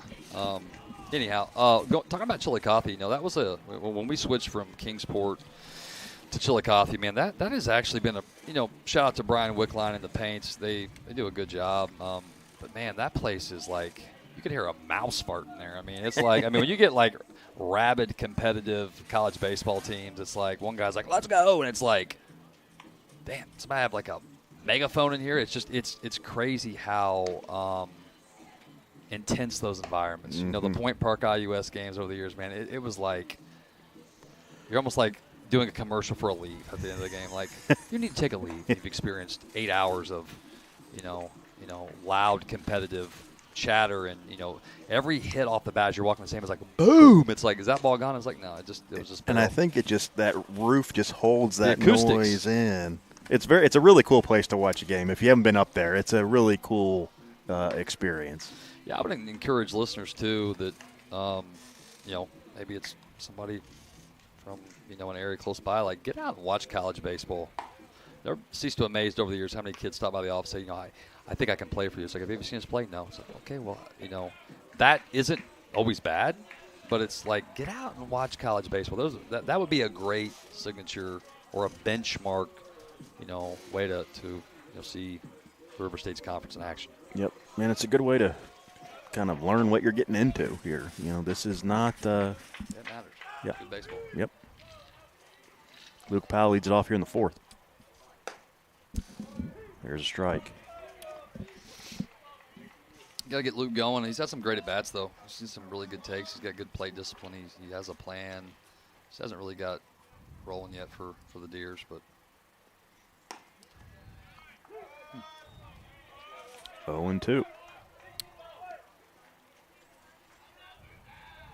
He's a physical guy, though, man. I mean, Luke Powell and Mason White, they are big boys. They got some pro bodies. Mm-hmm. That is sent back up the middle for a base hit. So another leadoff base runner for the Grenadiers here. Yeah, nice at bat. We really,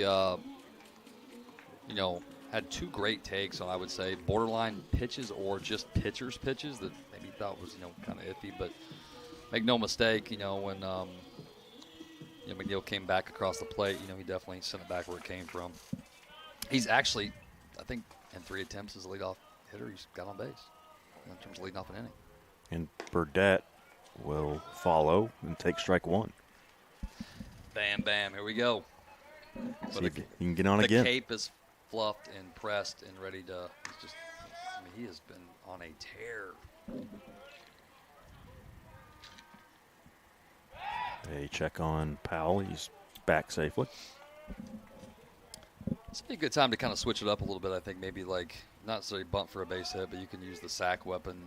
Last time Luke ran early and was thrown out by the Aussie behind the plate for the Tigers.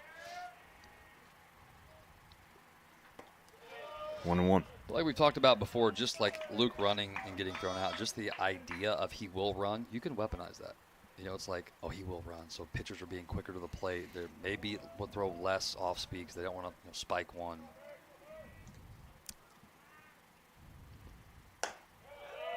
That's off the plate, 2-1. And we saw it with Weisty for years when he would get on. Most likely he was going to run anyway, but even if he wasn't, it was just the idea of, oh, he's going to run, and it just caused chaos for the defense. Yeah, we used to get on the first 2 at-bats of the game, and steal first pitch, and then, like the rest of the series, it was like, oh, we'll run. Like they'll pitch out, and it's great. You pitch out, and you got, back in those days, we had a buzzsaw up top. It's like you pitch out, it's like, oh, you're going to be 1-0 to Marco Romero or Brody Tanksley. It's like, no, you don't want to be 1-0 to those guys. So I actually talked to Marco the other night. Doing really well. Still trying to find out if he's going to the Smokies or South Bend. Okay. But he's doing well, man. We're really proud of him. Shout out to Marco. He's somebody that I think anybody. Actually, I was telling the outfielders one of my favorite plays ever was he lost it in the lights in right field. He'd say, I can't see it. But he can't see it. He'd just catch it and throw the guy to first base for they would. It was a fly ball. I loved it.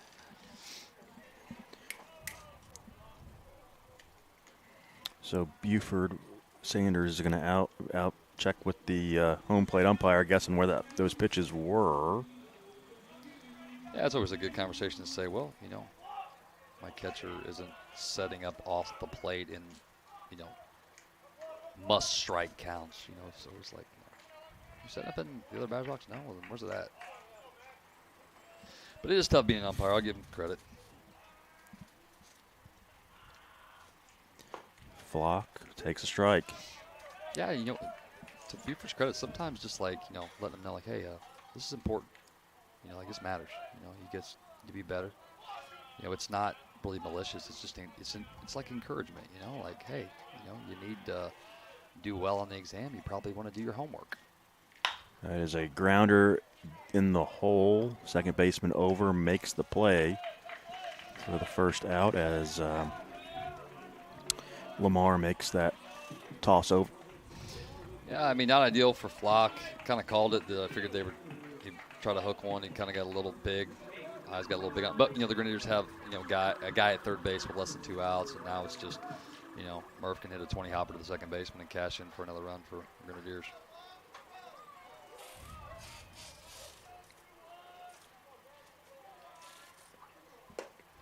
Interesting approach. You see it a lot in high school where guys go out of the windup with,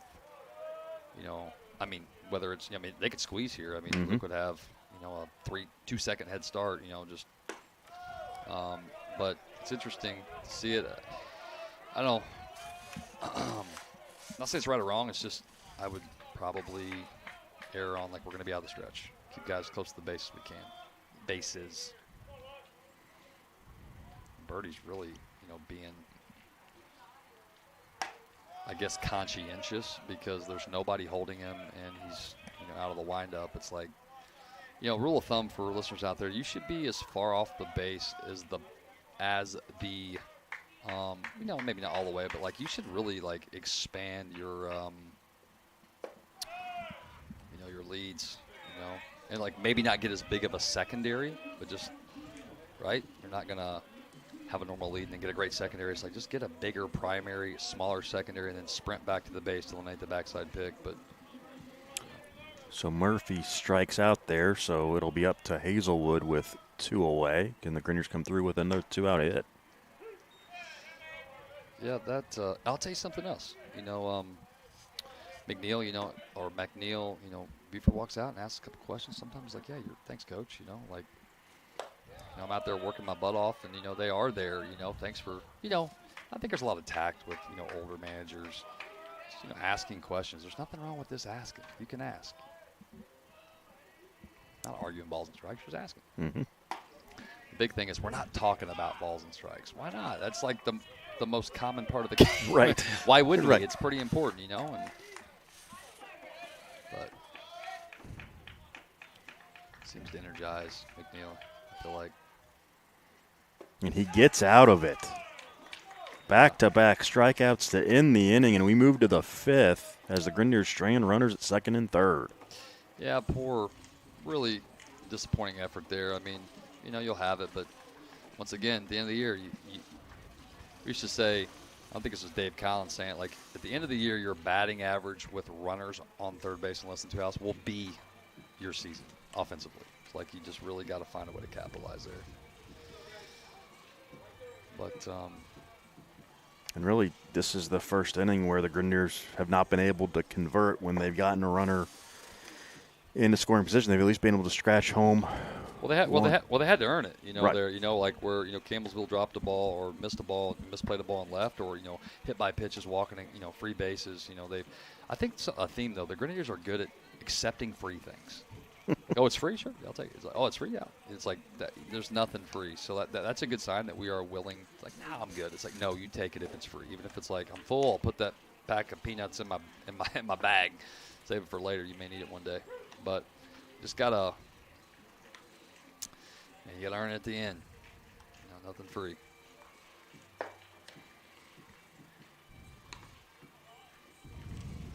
So the weekend series, tell us about that. Is it on schedule? It is not. So okay. It'll be a doubleheader on Saturday at Rio Grande, and they'll finish up the series Sunday at noon due to some weather on Friday.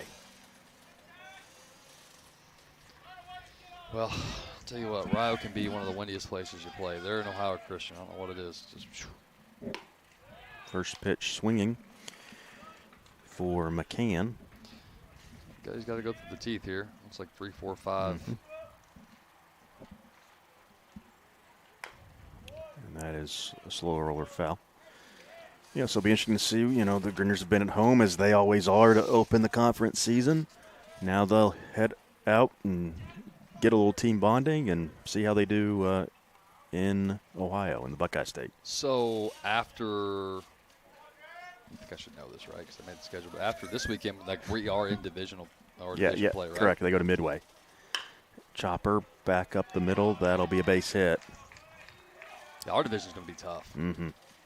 Kokomo's playing good. Oakland City's doing really well. Midway's got, really everybody back from co-conference champion run last year. IUPUC's got some grit. I mean, Bick. Shout out to Bick at IUPUC and Zach McClellan. Fun fact, Zach McClellan, the AD there, was a former major leaguer. He got his call up, and his first batter he had to face was like King Griffey Jr. Whoops. It's like, he got him out. I don't know if he punched him out or he got him out. Yeah, it was pretty cool. But, him and Glendon played together. With the Rockies. With the Rockies, yeah.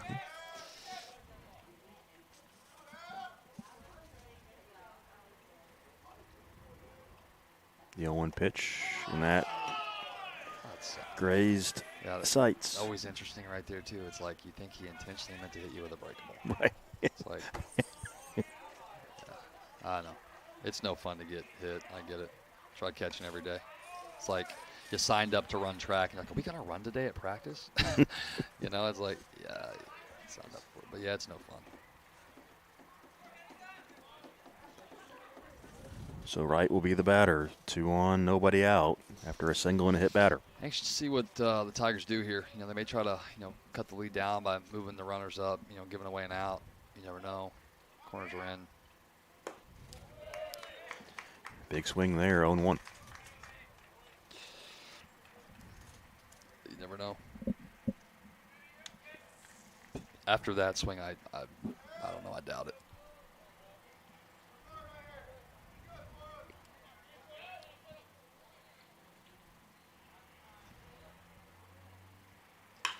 That's shot into the right center field gap, and that'll get down. 2. One run will score. Good. And now there'll be runners at the corners with nobody out, and it's a 9-5 ball game as Wright comes through with the RBI single. Great job by Hazelwood, cutting the ball off, getting the ball to second base. So we've talked about, like, in my career, I don't know, hundreds of games. Any game we scored 5 runs in an inning, and I guess here's a kind of a test, we lost less than like 15 games. So it's like you have to understand how to prevent a team from scoring 5 runs. One of it is keep the double play in order. Yeah, they got to run there. If they get in there, they'll get another run. But if they miss the ball, you turn a double play, they get another run. But, you're not going to be giving up any 5 spots anytime soon. Try and limit the damage. I think tonight's going to be a football score. I just have the yeah. I mean, unless that flag sucks to the pole, here, the next, and it could happen at dark. It could calm down. So now runners up in second and third after the wild pitch. Sitting up here in a different. We got a beautiful park. IUS is crazy to say for all these years. Like, I'm really proud of our venue. It looks good. And I love our lights too. Yep. I really have noticed over the years. It's like you get some places like, man, I can't see anything. It's like you're in the bullpen and it's like you got your flashlights down there. Like, somebody turn on their headlights so we can get this guy loose. Lifted, foul, and out of play for strike one. Field looks great, and I know they put a lot of work in yesterday to get it ready for today after rain over the weekend and game on Monday. So, let me ask you a question, Steve-O. Like, out of all the sports, is spring sports like the meat grinder for you guys? Oh, goodness gracious. Okay, yes, 100%. Because, you can't plan for anything because the schedule changes and all that. Yeah, it's something that I'm really kind of finding it tough to kind of, I don't know, find my groove. It's like, on the weekends for the last 30 years of my life, it was, we had baseball games until about May or June, or recruiting, or it was very like, remember Groundhog Day with Bill Murray? It was like it was the same, right? And now it's like, hey, what are we doing this weekend? Well, it's going to rain. It's like, oh man, it's like I don't know. It's weird. It's like today. It's like we're out, outside. It's 70 degrees, and it's like, is it always like this? Like, because I never wore shorts, right? I was wearing a uniform. Payoff pitch, swing and a miss, strike 3. Nice bounce back there from Guttermuth for out number 1. They throw it down to check on the runner at third. Nothing doing. And now Buchanan. Brings up the Aussie.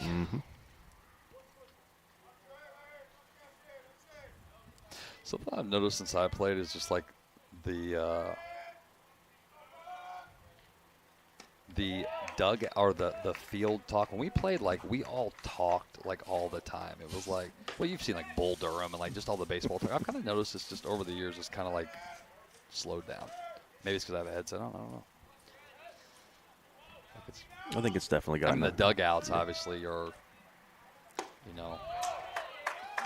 you notice them, right? Yeah. All the different chants and stuff they do, or sayings or whatever. But like on the field, just hearing guys talk to each other and.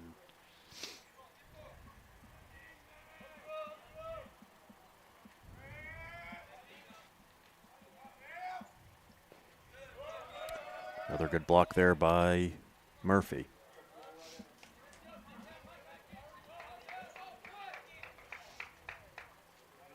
It's 2-1 to Buchanan. Yeah, we do have a base open here. 2-1 count. I don't know if they want to, kind of pick their poison. I mean, for me, it's like if you put him on base, you bring tying run to the plate. Still tying run, but. Lifted into left center. White will make the catch. Get it in. The cut. Get it in. It'll be a sacrifice fly, and it's 9-6. Nice play by White. Good first step. Plays a good center field for a big guy. I'll tell you, he's super athletic. He makes a lot of. Doesn't have as strong as arm as our corners do, but he makes a lot of throws like on the run where he just it's almost like a left-handed middle infielder. Nice footwork to make the catch and get the ball back in quickly. Good heads up by Cody, not trying to be a hero, spin and throw and throw it in the dugout. And Back up the middle. That'll get through. A diving play by Putnam, but he can't get there, and it's 9-7. As Baku comes through with an RBI single.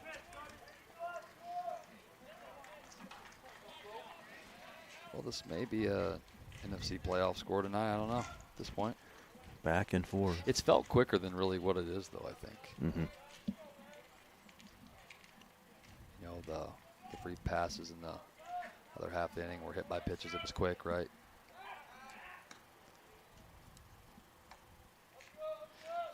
Well, two good programs, perennial, regional teams, and, household name, I guess blue blood programs, as you would say, going at it midweek, figuring things out, Still fun to watch. I want to invite anybody listening that's in the New Albany area, when you see the lights on, or you see evening, that's one of the benefits of IU Southeast and Cutter Sports Complex, having lights. Get a chance to come out, bring the dog, bring the family, stop by, no admission, come out, and just soak up some vitamin D and just enjoy a great product in this community. And if it's just for a couple innings, just stop by and say, hey. That is a foul ball. Dads, bring your sons out. Bring your little league teams out. Bring your high school teams out. Just come out and enjoy yourself. Be nice if we had about 300 buckets here, wouldn't it? It would be. Nice roof crowd. over it, shaded. Yes. That'd be awesome. And that's fouled off opposite way, 1-2. I've always said it. I think this place has a lot of potential, even from the day I walked in here. Just got the room to expand and grow, and add seating. I mean, it'd be nice if the dugouts are actually. It's something else I've noticed. Most college dugouts aren't dug out. Mm-hmm. They throw over. So yeah, adding seats above those dugouts would be. We would definitely need the architect. Yes. But it would be very cool if we could get some sort of thing, enclosed around there. And do it. It would be an initiative that, you could really be a hallmark, event for local high schools to play at, because it's a great venue, obviously. Plenty of parking. Not only that, the university could partner up and host a summer league here, and, rent the dorms out with the summer league organization, like in the Prospect League or the OVL, and find a way to. I mean, we've got some amazing facilities. Most people, this is kind of weird. Most people don't really understand how nice IU Southeast is. It's a 170-acre campus. mm-hmm. Beautiful campus. Oh, beautiful. Shout out to John Brindle and the boys. Decades of devout commitment to making this place look beautiful. And that's a walk. So now runners at first and second. Guttermuth looking for one pitch to end this inning.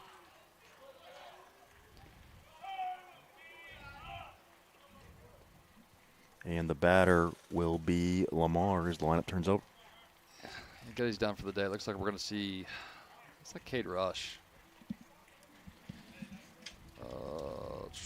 Cade Rush, right-handed pitcher, sophomore out of Louisville Prospect, Kentucky. And he'll have to face Lamar, the go-ahead run here. It's one of our guys coming out of the pen to understand, focus on the hitter at the plate. There's 2 outs. Don't worry about guys moving up. And Campbellsville is notorious for 2-2, 2 out, 2-2 count, 2 out, double steals. They like to run 2-2 count. That's kind of I don't know if it's Randy or Buford's kind of thing. I don't know. But, it's like not looking around and, trying to be quick to the plate. It's like the guy at the plate, if he catches one, they're in the lead. Right. So focus, prioritize your threats. The guy at second base isn't going to steal home from second base, right? I'm telling you, Cade Rush, obviously he was a position player in high school. I think coming in here, he had 3 innings pitched his whole life, and we made him a pitcher. But I think he puts on some weight. And, I don't think listeners can understand how much he's improved. But, last week, I know he sniffed 90 a couple times. I think there's going to be some lightning bolts come out of his arm in years to come. I really do. I got a glimpse of the sun. They're working its magic on everybody.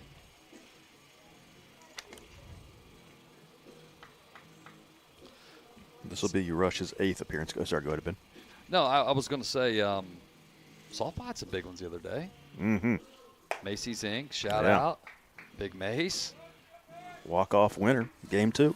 Or game. How many innings did it go? 10 innings. That's a long day of softball. I mean, we've started a single 9-inning game over here in softball's played a double header, and they're like eating dinner at our field before like the 8th inning. Oh, it's yeah. like, wow. Yeah, that was what, a 5-hour doubleheader there, Logan? Yeah. Yeah. Tiffany's done a great job. You know, Todd Buckingham, Joe Witten, Tiffany. It's just like they've all kind of found their niche here and had success. And obviously have a pretty storied assistant coach, Haley Book. I mean, she was, all world in Division I college softball. But it's a really good job. I've noticed like just the chemistry of that group. And I'm not around as much anymore, but just they're like they're going to have a good year as well, which is awesome. 6-0 in the league now after yesterday's sweep of Brescia, so they're getting it rolling. So is softball in division formats? They are in division, yep. Okay. It's like amazing. You're out for 8 months. You're like, well, do I park my car? It's like, come on, man. Oh, man. I believe that goes away next year after the departures of Point Park and Ohio Christian. Yeah, we have to go back to like getting out our whiteboard and duck goose, drawing straws. Yep. But I still and think a pitch clock violation. Sorry. Yeah, no, I still think that I've always kind of wanted to do divisions, and seeing it kind of work and kind of everybody figuring things out. I think it's good. And I know there's always, we've had divisions in basketball for a while and volleyball in recent years too and everything. This pitch is up high for 3-0. And I know there's always the criticism of, well, one division's tougher than the other one. And it's like, well, that's just what happens. We'll settle that at the conference Correct. tournament, which I do think something that's really cool this year is, the baseball coaches, voted to send the two bids out of the conference tournament, which is the first time ever. Usually it's the regular season champion. Right. I think the conference tournament, like I've already got a room I'm going. Like I want to see it. I want to see everybody, but I'm anxious to see like just the, I don't know, just like 8 teams is going to be interesting. Looks like we're going to have this is Zan, the new outfielder. Will take a strike. Yeah, it's going to be a really interesting tournament with the expanded field and then with everything on the line with both bids. It's going to be a wild few days, I'm sure, in Chillicothe. Yeah, so this interesting matchup. Extra base hit guy. Zan's at the plate. He's got 9 hits on the year, and 30% of the time he hits an extra base hit. But Cade's ahead quick, and that 4-seam's blurry. He's got big league spin rate. 2,500. It's you think the ball's here, and the ball's actually here. So I'm anxious to see kind of this. He just doesn't try to get too cute. Doesn't try to make a good pitch, and then a better pitch. Like, just do it again.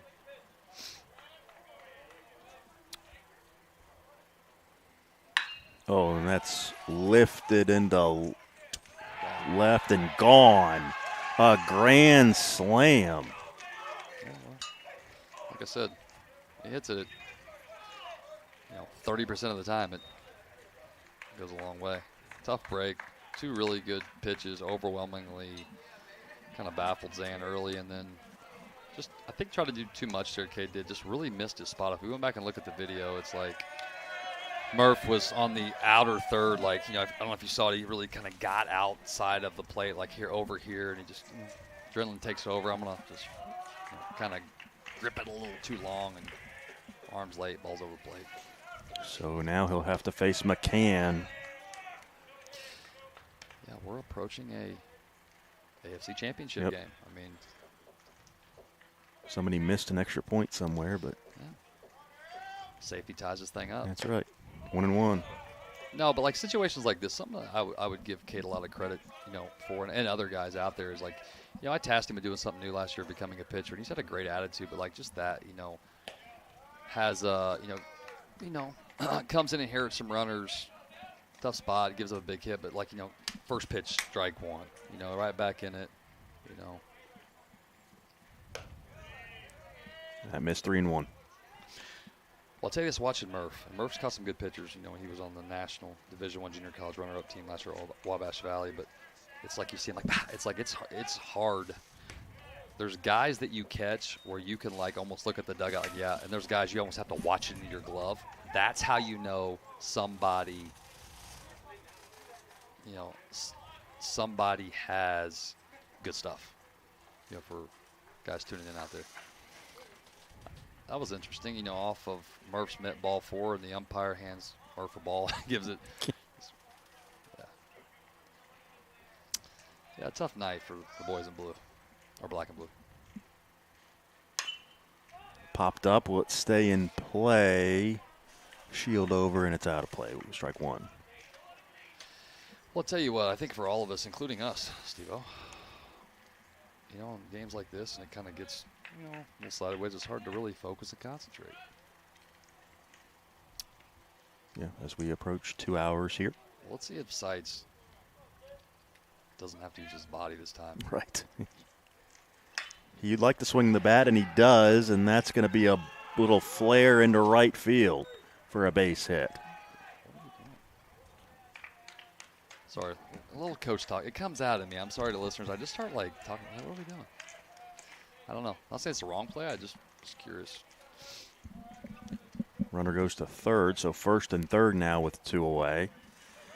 And Henry Wright will be the batter as the Grenadiers trying to get that final out here in the 5th and get back to the bat rack. I just think, and I'm a devout believer in a lot of these guys, especially pitchers. I just think there's a day when, guys like Cade and Gutty and these guys, like, it clicks, and then it's like, it just becomes different, like they get over it. But kudos to them for just, just staying at it, man. Life's hard. You just got to lace them up and go to work every day and do your best, and some days you feel more productive than others. There's a strike, 1-1. Would you agree with that? Yeah. Over the years where you walk in your office and I'm like, where's Steve? Oh, there he is behind the stack of papers. Oh, there he is. You found him. Yeah, but like we've all been there, right? We're just kind of like, you just go in there and just start chipping away at it.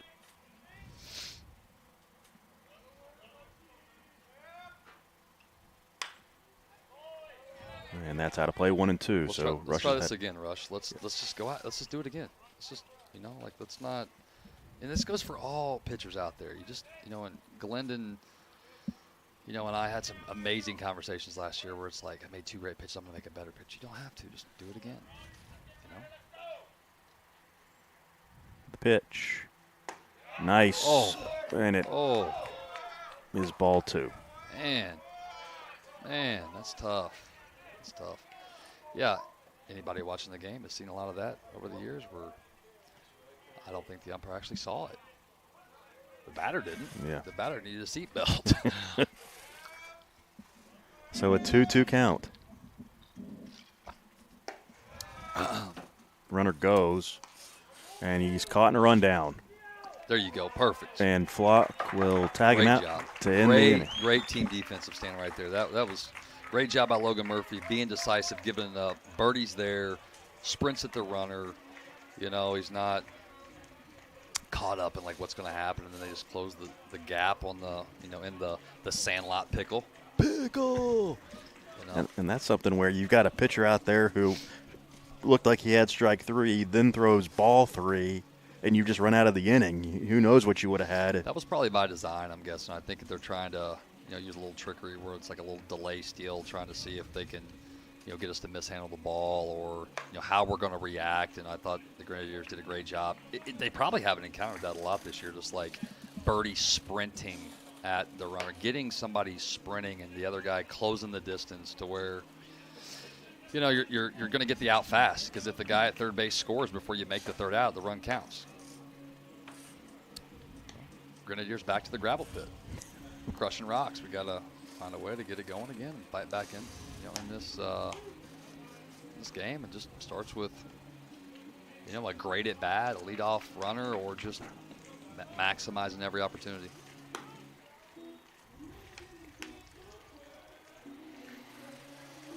So McNeil's still in there for Campbellsville, and he will face Colin Long.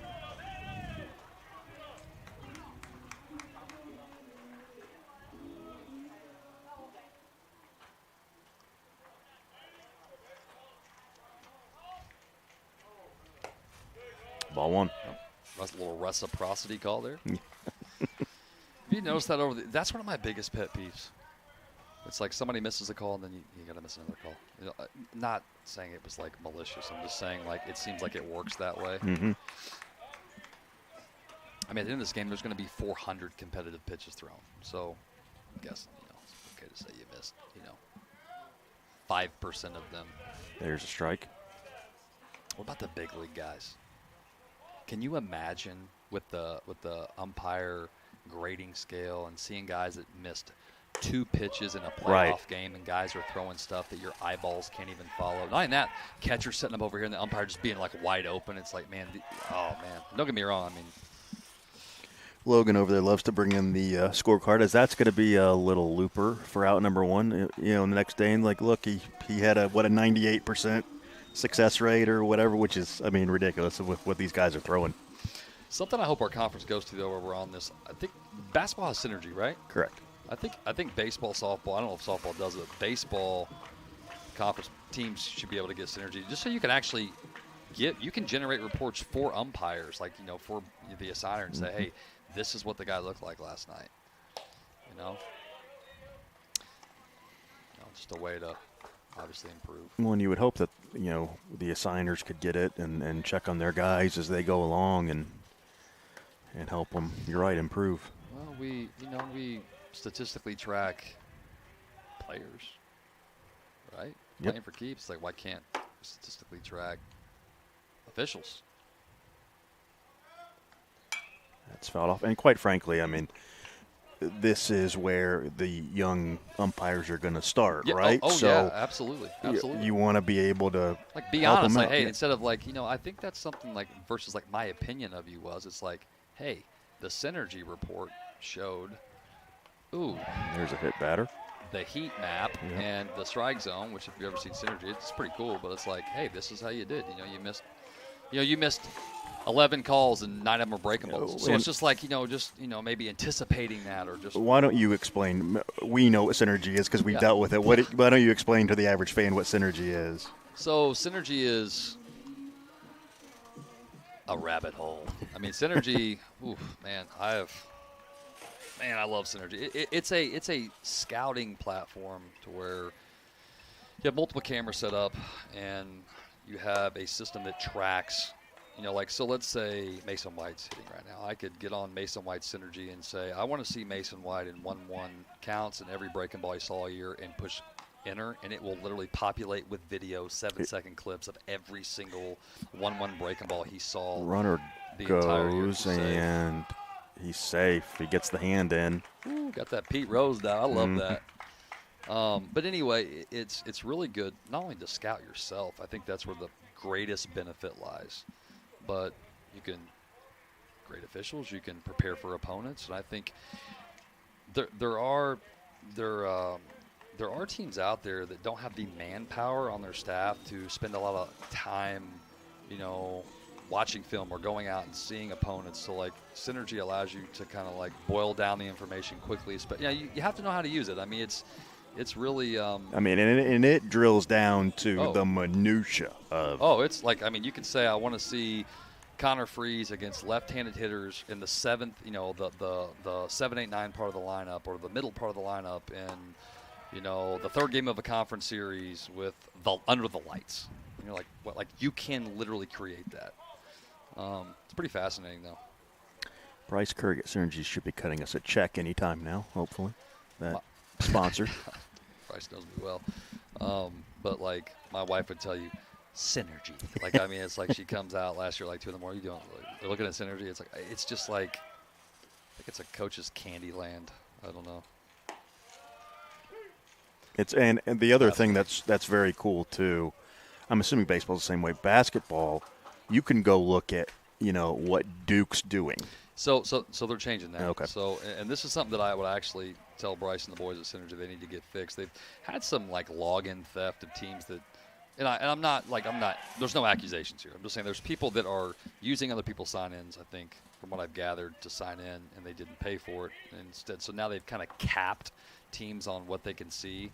I think one of the biggest benefits of Synergy is scouting. Right. For the Astros, you're able to like watch guys, around your area or recruiting. A long run by the center fielder there. He's able to make the sliding catch. As he definitely didn't slide on gravel. That outfield grass looks like a pillow top mattress out there. So Wright makes the sliding catch and holds the runners at first and second. Nice play there. No, but like recruiting. Let's say a guy calls, reaches out to you from Arizona Western, and you never seen the guy play. Maybe you don't know Zeke and the boys out there, and you get on there and you can actually look him up and like watch him play and watch. You can click on all of his extra base hits or how he strikes out if he's a chase guy or if he has like just what he looks like and get an idea. So you're not recruiting a kid that may not be the guy you want, and that puts a person in a bad situation, and that's not what we're about, at least here. So Powell with 2 on and 2 out, down in the count. Fly ball into left. Zan makes the catch and ends the inning. We move to the 6th. It's 11-9, Campbellsville. Clutch call by Buford. Makes the defensive sub. Zan makes the immediate play. If you remember back, and then comes up and hits the granny. So he's having himself a field day. I mean, over here pushing buttons. And we'll be back here in a few minutes.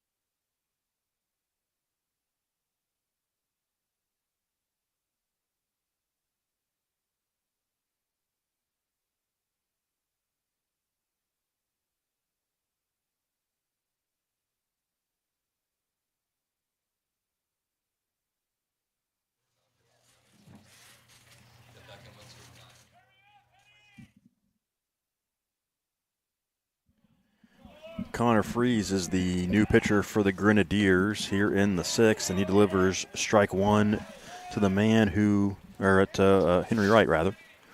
Freeze, this dude is fun to watch. Great person, great family, absolute Bugs Bunny stuff. Also on that, I want to put you in there. We'll put you in full gear, just to get in there and see what like his breaking ball looks like. He can get a breaking ball up to mid-80s. Fastball reaches up to mid-9s, but it's like a brick. Like I said, if you guys, listeners out there, if you just watch the catcher, they'll tell you what guy's stuff looks like. They'll just see him like really like have to like watch it all the way in. It's really hobby, Larry. Inside. I worry about long game like this. Umpire kind of have to follow that in there. when I went to scout school, a version of it, we got to see like 80 grade stuff out of the eye pitch. I mean this, Steven, your eyes can't even follow like Verlander's breakable. Like when it comes out of the machine, you're like looking up in the air. It's like, wow. Like you're like kind of jumping, you're behind the screen, or Brandon Lau's cutter. Like like I said, you couldn't catch it with like your eyes have trouble following it. It's just like, and those guys in the big leagues can hit it out of the state. They can hit it like in the upper decks. Mm-hmm. It's unbelievable.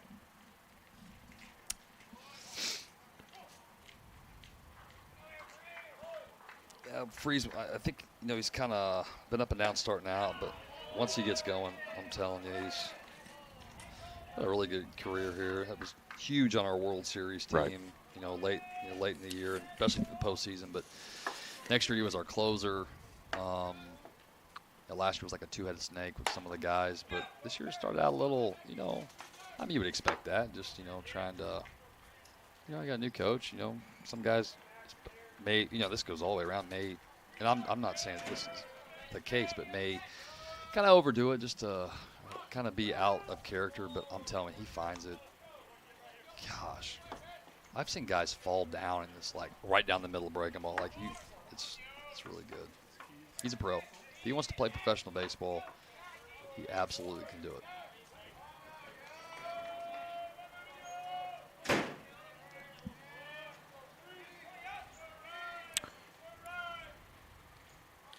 The 1-2 pitch. Chopper off the glove of Flock, and that'll go into right field. Right will go to third. And the runner's at the corners. I'm really anxious on – this is the thing that I wish – I know small colleges probably won't do it, but a three-man crew, like that's just for example, like that rotation, this home plate umpire has third base. Mm-hmm. What happens when it's a foot race to home plate? Right. What happens when the third base coach sends him through third and he, like in the LSU, if you remember the Hattiesburg Regional, when the guy around in third ran like football spear into the umpire because he just was there, and they had to bring the like stretcher out on the field. Like it was terrible. That's a lot to ask. Yeah, it's. I mean, think about it. I mean, that's just a lot. For these guys to rotate and get right. around, it's hard. Not an easy job, but they do get paid to do it. Paid well.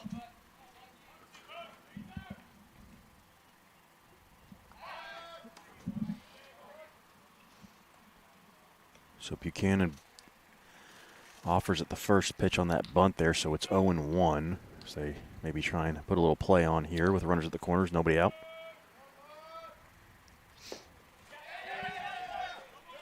Ball gets away.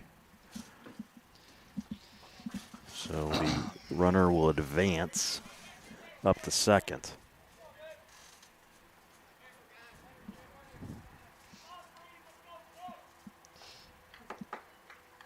Yeah, I think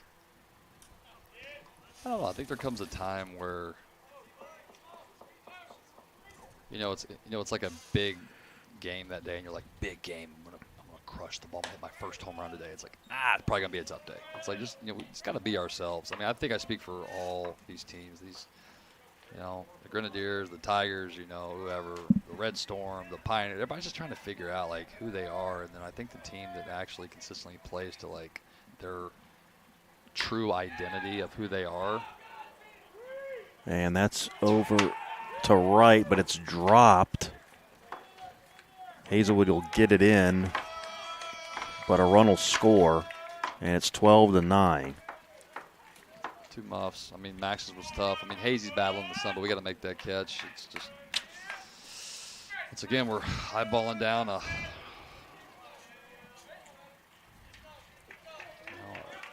bunch of numbers. 8, 6, 7, 5, 3, 0, 9. It's like, still a checking account that we're yes. going up here. It's just like ball one. Yeah, I don't know. I think it's natural though to just want to like put your foot down and like make a statement, and that's just less is more. Baseball's hard. It's like riding a bull for 8 seconds with your shirt tucked in. It seems like how it bulls a ton, like people. I mean, that's why you go to rodeo and there's like one cowboy all night that rides the bull. It's like it's tough. You know, it's just, climbing a mountain. You watch Netflix documentaries without ropes. It's like, at the end, it's like, and this guy died. It's like, man, it just seemed like it just wasn't going to last long. I don't know. I hate to say it, but, it's hard. Like we said, you could pick up a ball in your backyard, throw it up to yourself, and, like, ground out to the shortstop. Like, it's hard to throw a ball to yourself and square it up. So, got to just quit giving people so much credit. We're all amateurs. Like, here it is, hit it. Center field. That'll get down, and that'll clear the bases.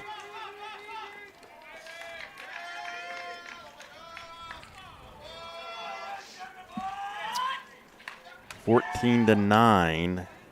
Grenadiers still looking to get the first out of this 6th inning. Yeah, it's been a rough one. This has been a rough stand for the Grenadiers. A couple tough breaks, but then some sloppy baseball, just some lackadaisical effort that really isn't going to do anything but just, that's the effort, focus and concentration. We're gonna see what these guys, that, watch look like. Let's see who's. Sometimes you plug and play, and, like, look at Zan. Look at Zan.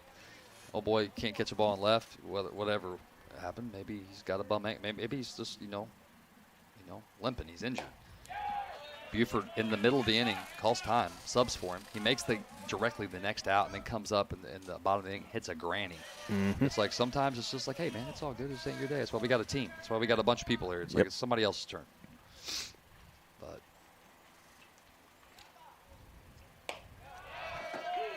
there's a strike. So 1-2 to Fukui. 23 runs, 23 hits. Like, ay. Midweek baseball. It's like banana ball. If a fan catches it, it's an out. And that'll be sent into left field for a base hit.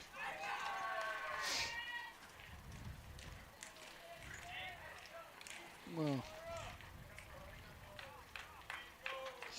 kudos to Neff, some of these guys, if you look at statistics, for the Grenadiers, some of them are sparkly, some of them aren't, but it's like you just keep going with it, man. They'll figure it out. We've all seen, remember when the Rockies won like 100 in a row to get all the way to the World Series? Mm-hmm. I feel like they got hot at the end and just ran it all the way there. It's just like you just keep going at it. You show up every day. That's the beauty of baseball. It's especially at the highest level. You play every day. You show up and do it again tomorrow, and until there's a day where it's like, hey, we've got to have learned these lessons by the end, or it's going to be a quick curtsy. It's over. Well, and I mean, if nothing else, this is a situation where you can get a bunch of arms in a game like this, and that gets you ready for, hey, there might be a big spot later on in the conference. Well, the biggest asset we have at our level is reentry. Right. You can unload some of these guys, and it's like, I'm not. This game is by no means out of reach. I'm not saying that. I'm just insinuating, like, and I'm not saying Brett would even do this, but there was times in my career, and Stephen, you watched a lot of my career, but there was times I would kind of slowly raise the white flag, and it was like, oh, here we go. Now I kind of run it back down the flagpole. It's like, but there's a kind of an art to it a little bit. Like, okay, well, things aren't working out. Let's switch it up and let's see what we got. Let's get some. Let's just see where we're at. What's going on right here, Casey Cheek. I'm telling you. I mean, this guy's got to find a rhythm, and he's coming back from being hurt. Done a great job. I actually had breakfast with his brother this morning. One of the best human beings on the planet. Him and his wife are moving to Maine, which I'm like, I love it. Portland, Maine. Great. Great spot. I mean, if I moved to Portland, Maine, you'd have to, deadhead or rocket run a semi to bring my, obese body back. I mean, I just it's the food capital of the world. It's so great. I mean, everything you get is delicious there. But anyway, getting these guys getting them comfortable and get the adrenaline out, and it's crazy. In a situation like this, a guy like Casey Cheek, finally, there it is, and then and for the next month, he becomes a mute button, for a staff, for a sparked offense or opponent's offense. Because he's got, I'm telling you, in 2021, do you remember that? 2021 Yes. when he pitched for IU Kokomo. Yes. I mean, I remember sitting in the dugout that day when we played in that great team that year. I remember thinking, this is the best starting pitcher in the conference. And, like, it's in there. For guys that are watching, I mean, Chica's, him and his brother, the whole family, they got, like, legit genetics. I'm excited to watch. There's a strike. Good start. Boy, Cheek. They're not trying to be too fine here, just, trying to pitch down in the zone. It's like somebody get the Mexican Baseball League megaphone and say, hey, Slate, move back from my button. A 5-run lead. It's like I almost want to mute my mic and go, Slater, play big. That's the coach me. You hear it a little bit like, what are we doing? 2, cut. Little, like, faint whispers of, like. You still got it. Just tell me, say, really, they've never been able to hear you. It's too late. You told them in practice, not in the game.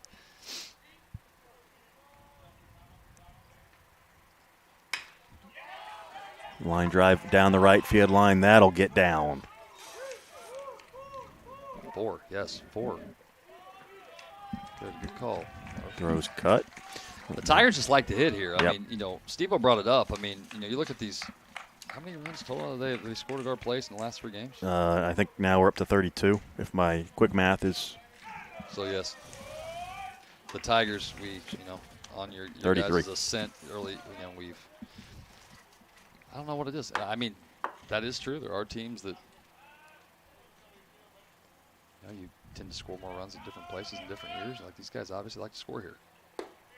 Well, and I always remember Campbellsville coming in here, Georgetown, same way. Well, yeah. Well, Georgetown, we had some games here that were like 3-2, 2-1. Like the one Georgetown when Micah's last year there. I mean, it was like 4-0 the whole game, and it was like bam, bam, bam, and then it was like we won the game literally in like the last half. It was so fast. It was like, oh, we won. I think that was like my 500th, something like that. I was like, oh, really? Like we won? We've had some great midweek contests with these teams.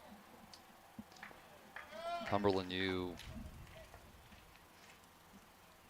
seeing one of the best players in the country last year hit that ball in the first inning. It looked like is that fair or foul? It's like, well, it's definitely gone. I mean, but proud to say that. I think all of our alums were great. Proud to say we played a great schedule and measured up against the best. And so I told Brett his bow chip was it's the highest in the conference right now. 11-11. There's a strike on a 3-0 count, rather. Yeah, you're 11-11. Your bow chip's the best in the conference. It's like that's. You'd rather as a coach, every coach would say, well, we could have did this. We could have. I've been watching a lot of coaches like lose their jobs lately in college basketball, like the night. Oh. Like this guy wants to be here all night. Mm-hmm. But like this guy, the synergy report, he would realize that he struggles on the breaking ball. Right. And actually go back and explain kind of how the bow chip. It's I would say sort of similar to like the net. If you're familiar with the net and basketball rankings, something similar. But maybe go into a little detail of what that is. Yeah, it's like a weighted formula based on strength of schedule. Or like the opponents you play. Did you play them at home? Did you play them away? Like, for instance, so like you get 2 points for a team that's 10 games above 500. You get 1 point for a team, so it's 2 points for a team that's 15 or more games above 500. And you get 1 point for a team that's 7. I don't remember all it, but anyway, they weight teams based on their records, home and away, stuff like that. And then they add them up, and it creates a ranking system to allow for people to be able to, like, instead of saying, I think these are the best teams in the country, it's a way to actually have more of a, I guess, quantitative approach in measuring somebody's opinion through, a benchmark weighted system, right?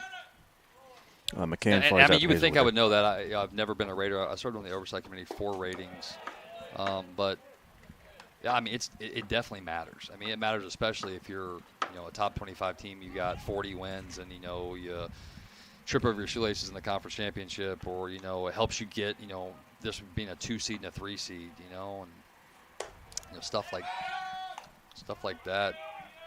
It matters in the end when you've played all year and you're at the end, and it's like you don't want to be rated the last 2 seed in the country, have to go to Wesleyan in 2021. It's like right. They're the number 1 overall seed. Obviously they made a mistake, and Billy would tell you that if he was on the air. He'd be like, well, I don't know how that happened. You guys had 45 wins coming to a regional. But, yeah, it's just a way better process than it was before. I think it's definitely an improvement, and, it's like anything else. It's, advancements take time, right? And it's well, not like, electricity, we're on the moon. It's like, it takes time to advance to different realms, so like it's – but it takes away the whole, like, well, they've been good for 10 years, so they're good. right. Subjective. Yeah. You got the guys in the room just making. Yeah, man. Yeah. Like, and that's what I'm passionate about, because I was the young new guy that didn't play for, Dan McDonald or Buford Sanders or like some blue blood, program. So it was like, you want to have a fair shake. So a bases loaded walk will make it 16-9. And My gut Zane is will be the batter, or Wright will be the batter. My gut is the boy in blue back here. He may be like running the clock out for the 10-run rule or something. I don't know. I mean, a couple of these balls are right there. That's sent into right. Will Hazelwood get there? No. And that's going to roll to the edge of the grass and score another. Tiger. So 17-9. Well, I'm going to tell you what. You could take this exact same game, like with Cheek. Guys throwing strikes tomorrow, and everybody hits caps and handles and jam jobs and 20 hoppers, and it's like tonight it's just. And then see what I always worried about Steve-O was guys. It was like, I'm struggling this year. It's like, dude, it just wasn't your day today. Right. Right, Luke? We talked about that last year, McGlaw. Like, just like you had your stuff, it just, this guy, like, I remember the home run you get, like, whoa, it's like, he just clipped it. He just caught one. It's like, so what? It's like, it's college. Yeah, I'm talking to Luke McLaughlin, one of our pitchers for the Grenadiers up here in the box. It's like, I think that perspective was probably my carrying tool as a manager. Is just, it's like, just learn from it. You get to play tomorrow. You get to play this weekend. It's like a chance to be better. There comes a time in a season where if you cannot figure it out, it's like, this is it. This is the final chapter. It's over. And that's no fun.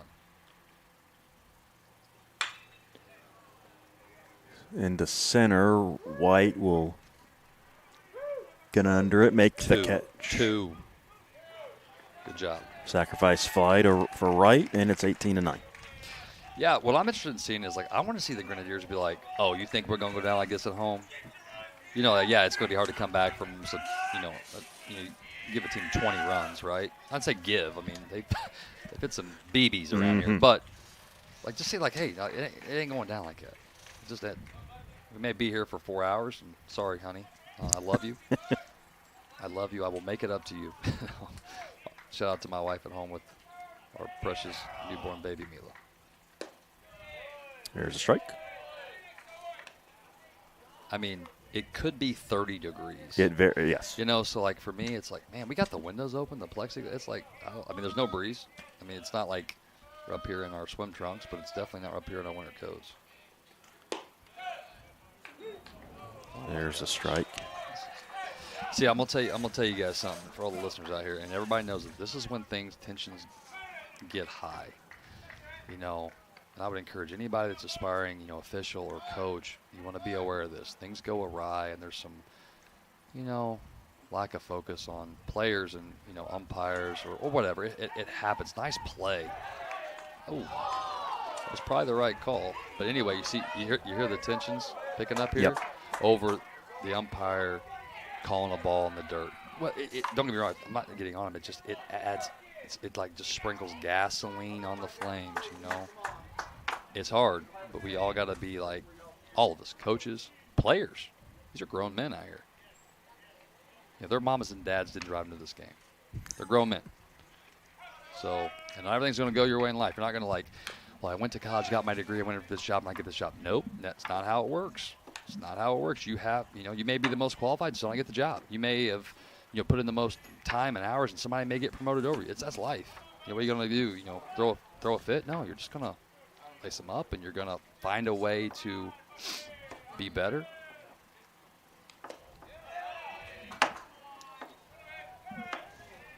2-2. Yeah. That's tough. But you'll have that.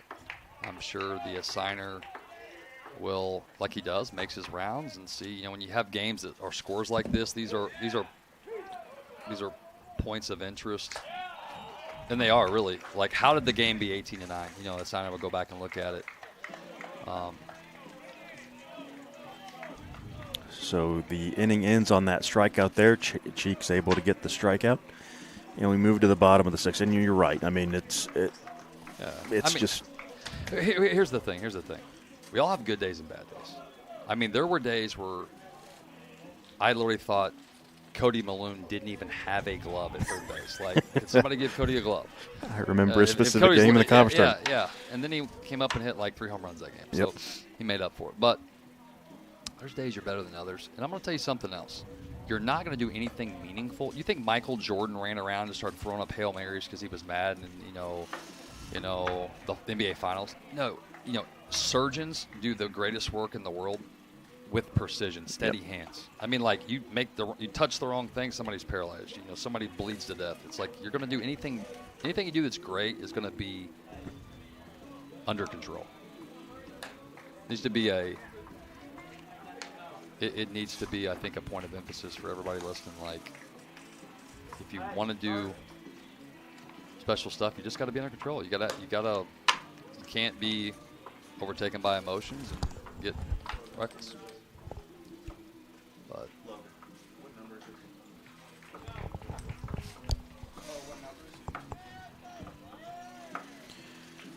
so Joe McBride has come on to pitch for Campbellsville here in the sixth, the junior from Everett, Washington.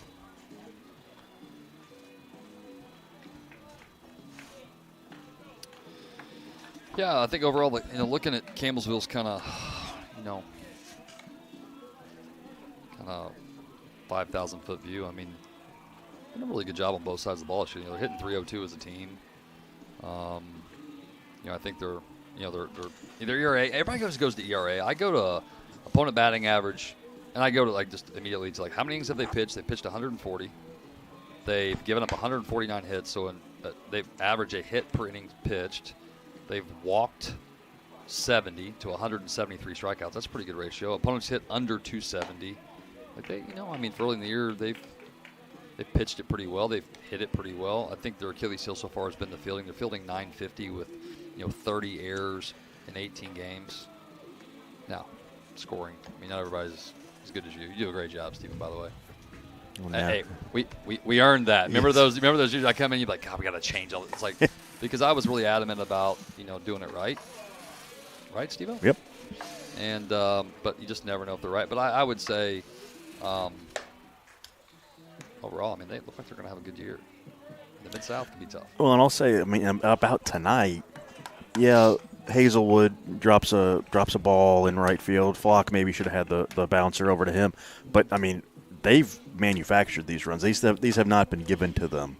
Well, they did this. They gave the same thing to us. And I think all this kind of started, if you remember, in the first egg in the bottom of the fourth. We had guys at second and third with a lead and 1 out, and we could not. We struck out back-to-back times. And that was kind of it's like I told you in between innings. There's nothing worse than winning a game and feeling like you lost. You got a lead. You've worked for it, and then you feel like, did we really earn that? Or did they just give us all that stuff? Because we could have hit a 20 hopper to the second baseman and just cashed in the run from third base, but we didn't. So it's like, did we actually earn what we've gotten so far? It's just things to think about, I think, when evaluating the psyche and, where you're at as a team. It's like, hey, we scored 9 runs tonight. How did you score them? Were they hit by pitches? Were they drop fly balls? Were they somebody throwing the ball away with, runners on base? Or, did we earn them? Because in the big game, Stephen, you're going to have to earn it. Yep. Ground ball to short. Will Burdette get there? Yes, he's safe, and the ball will get away, and he'll cruise into second and be safe. Hey, it was good to see the umpire on that. I mean, that was a great job by the field umpire, being in position, not moving when he makes the call. That's tough to do. So a tough play there by Baku. The throw gets away, and Burdette advances. Well, at this point, you're flirting with, the 10-run rule. So, you just got to, think about just chip away. Get back. I mean, you're not like, we got all this time. We got it. It's like you just have to really, when you get an opportunity, you have to maximize it. Like that, they make an error. You got to make it. You got to make it count. Birdie's at second base with nobody out. We got to get him to third. Whether that's should happen, left-handed hitter, get him to third, but less than 2 outs, he's got to score. Yep. Here's Flock.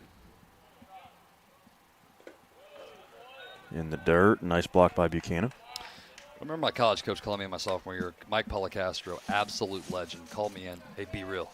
I'm a tough start, man. Yeah. I think you can get out of it. It's right in the ball. You think one hit's going to bring you back? You get one hit, you're going to be hitting a 205, buddy. You need just a bunch of great at-bats. I was like, hey, good point.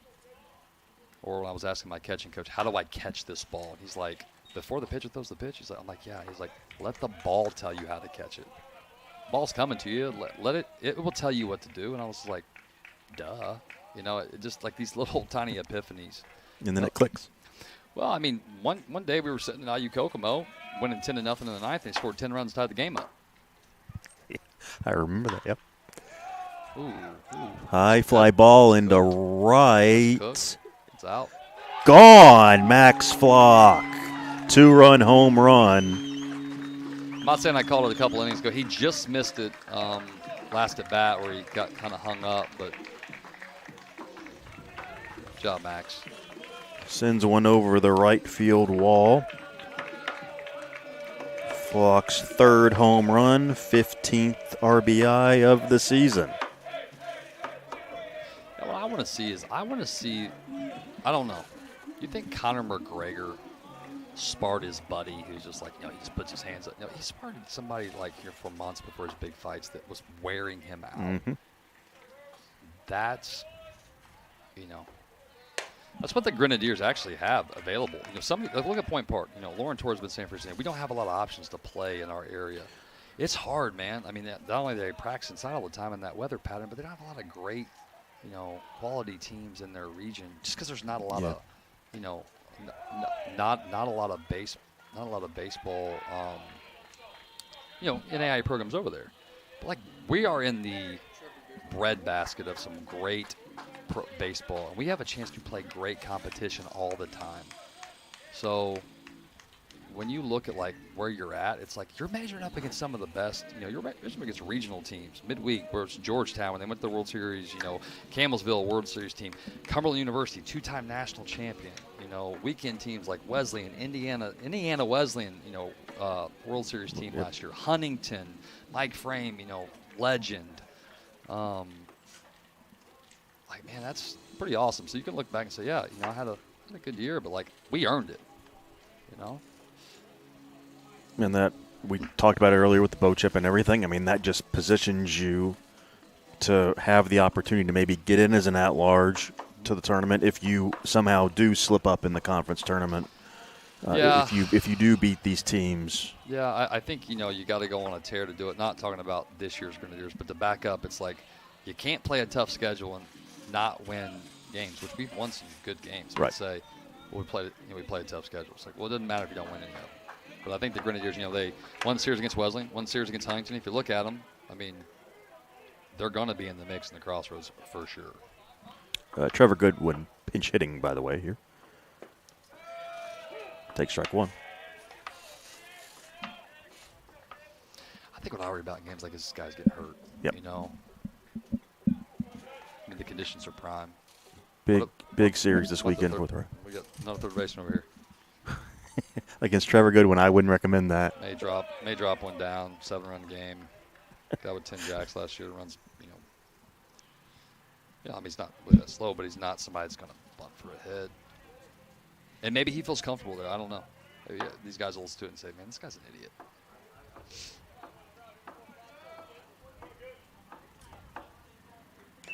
Swing and a foul tip. 1-2. Yeah, I don't think Goodwin's up there to bunt down 7. Yeah, I just want to see him be competitive here and just grind it out and try to get to a mistake or just something he can find barrel on and just, hit a BB like the Tigers were doing, in innings prior.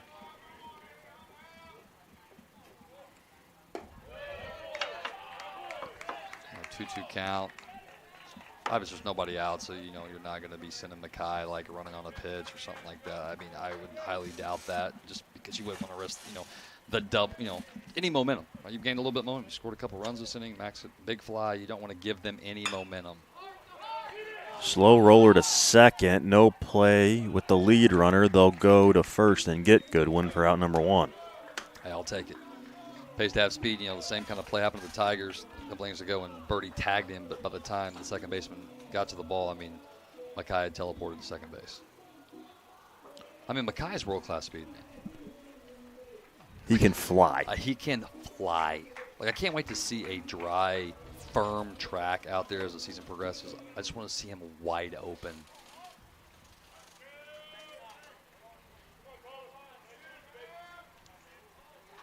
So 1 away with a runner in scoring position for Colin Long. He'll foul the first pitch he sees off for strike 1. But then again, some of these games I'd sit in the dugout over the years and just see, what are we made of? I just want to see us just are we tough? Are we going to fight? That's just kind of, you're in front of your home crowd, kind of, your girlfriend's here, your dog's here, friends and family. You're kind of getting, kind of slapped around a little bit. Are you going to, hope the ref calls it? Or are you just going to, ball up your fists and, just get saved by the bell and then get back out there? It's these Rocky. Hey, Rock. You can do it, dude. You can do it.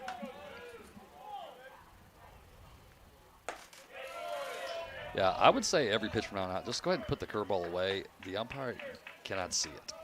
Can't. So it's we're going change up fastball only. A lot of shaking like you may want to throw, but you're not going to. I get it. Some guys can hit, some guys can throw, some guys can field. Big cut there, 2-2.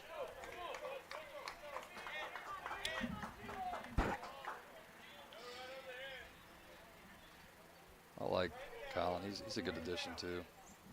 Plays hard. He cares.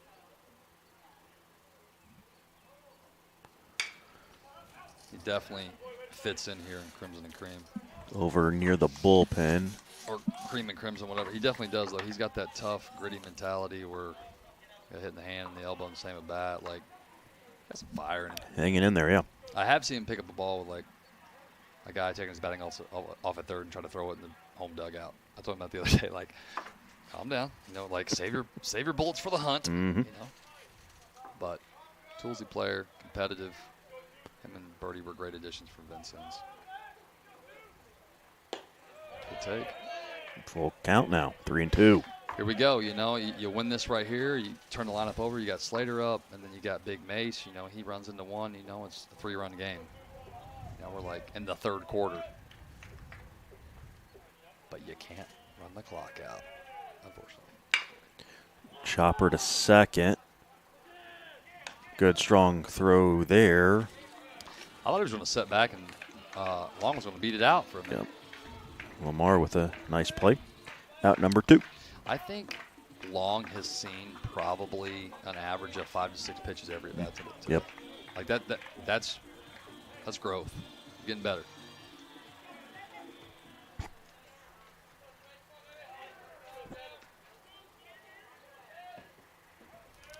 Steve, what have you seen over the years? Obviously being one of our biggest fans and somebody that supports us and knows who we are.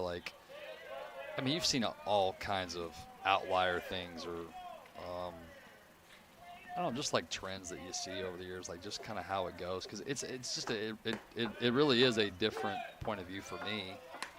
Not I'm out of touch. It's just different. You're not living it every day. You're not having all the conversations with players, making practice plans, trying to practice your weaknesses and play to your strengths. The evolution of, I think, Grenadier baseball is on par. Would you agree to normal? Oh yeah, I would say so. Yeah, I guess the way I would say it is it's packaged differently now in terms of maybe how you did it. I think it's it's a little more manufactured with the small ball and all that. Strike three looking. Yeah, no, I agree. I think it's tough to second guess. Not anything coaches are doing, but just like where you're at in the program. I think this team has so much. They're going to be special. This team's going to. Like, you see with Long, like, just isn't bad. I mean, the game's kind of out of hand, not really on it. He hasn't, been hitting BBs everywhere, right? His impact tonight's been more getting hit by pitch, getting on base, wearing pitchers out. Like, he's still, it's not like I'm 0 for 3, somebody, sub for me, coach, I'm toast. It's like he's out there just, competing. Yeah, they're definitely still fighting, and it's we made the football analogy earlier. This is which defense is going to get a stop, at this point. And here now we're in the later innings. You're going to run the clock out. It's like, no, we're going to throw a Hail Mary real quick, and just that's just kind of like the old trickery play. Like, no, we're going to kick it. No, we're going to we're going to run a trick play. It's just kind of getting in a last inning. You got 2 back. I mean, yep. It's a lot harder to do that than what people think. It's a lot harder to come out the dugout in front of your home crowd in an 18-9 game and just give me something competitive. But that's what Brett will talk about tonight. Like, that's what he wants to see. Like, are you just gonna roll over? It's like in the conference tournament championship last year. Like, Point Park, for the first time in a decade, they had their way with us. Yep. You know what? It was like our guys Trevor Campbell, and then they didn't throw fits. They nobody did. They just played hard.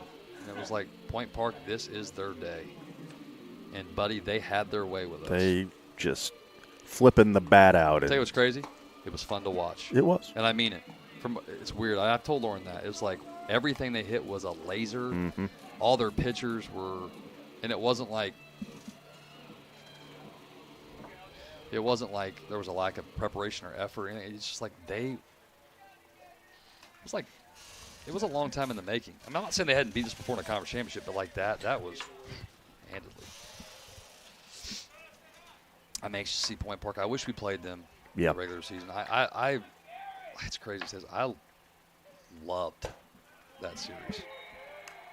I would say, particularly in the recent past, those were very fun games. 16 to even last year. I mean, even though last year, they've got an incredible club, in terms of chemistry and stuff. But man, they're fun. It's just you're going to the hair on the back of your neck's going to stand up. I forget which year it was. It was the doubleheader where we beat them in extra innings, both games of doubleheader. 2022. Yeah. Those were both really fun games.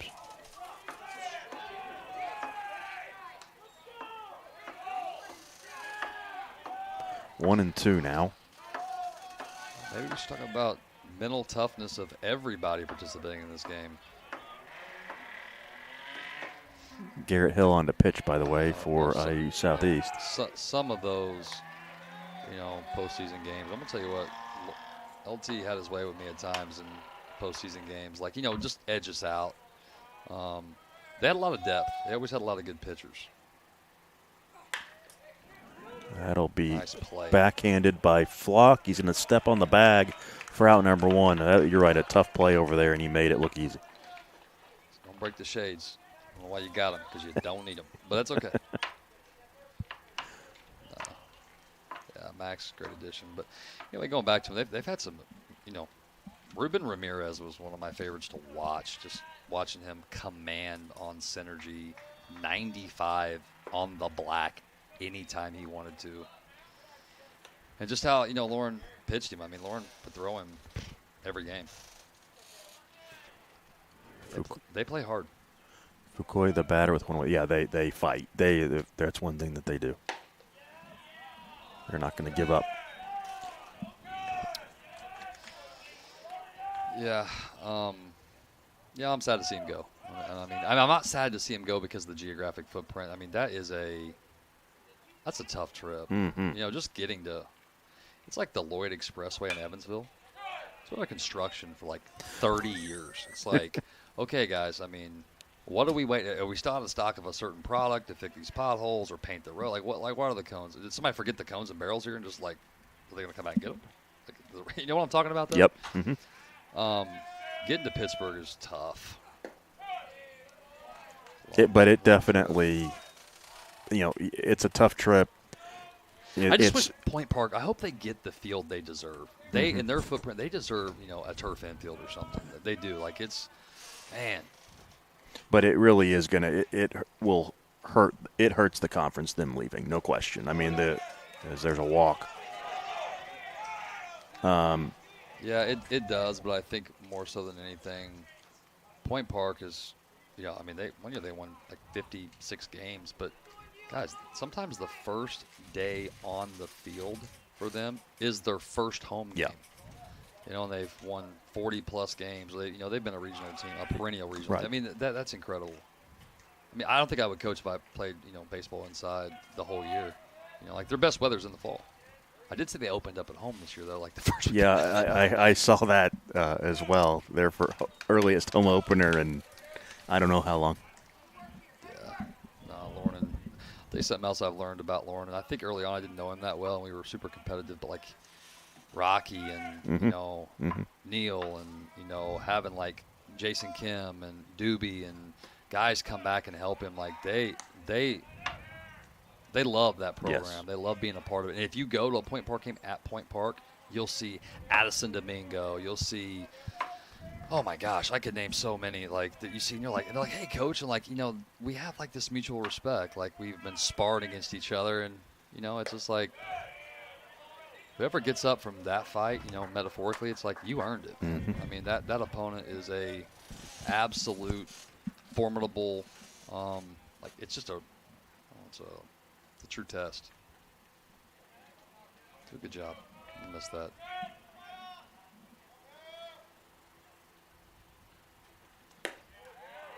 There's a strike.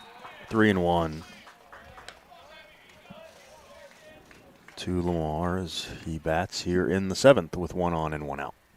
Yeah, you guys have had a bender the last couple of days, right? A lot of games. We've had 2 softball games on Sunday, 2 on Monday. They went on the road yesterday. And then baseball's here today. So, softball home this weekend? They are not. Actually, nobody's home this weekend. What are we doing, Steve-O? I'm going to watch a little college basketball, a little conference tournament. You need to watch Full Swing. Oh, I finished it yesterday. Okay, I'm like already rewatching it. It's so good. When I find somebody that hasn't watched it, I'm like jealous that they get to watch. What about that? This season was well funded. Yes. The Ryder Cup. So good. Oh, like there's so much more detail oriented this year. Like.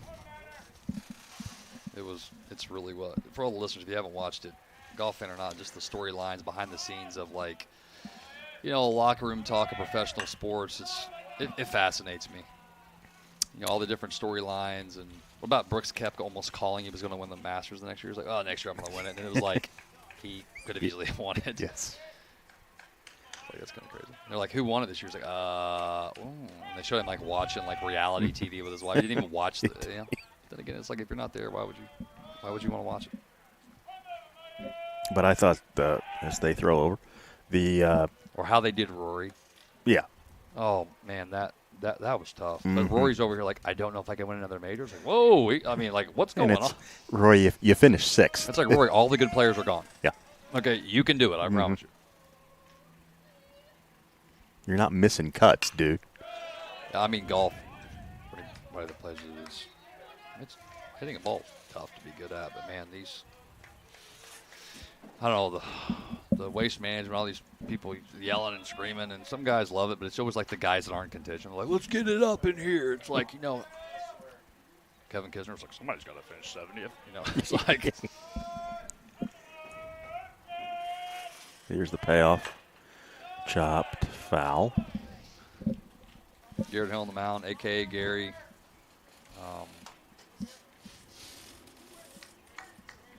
He's a good one for the Grenadiers. You got some good stuff. And something Gary's got to work on. I've noticed this morning he kind of teeters with that pitch clock a little bit. I think if you notice somebody slowing the game down, But it's like if you're like waiting for a buzzer on your hip to tell you, it's 20 seconds. I think that's ridiculous. But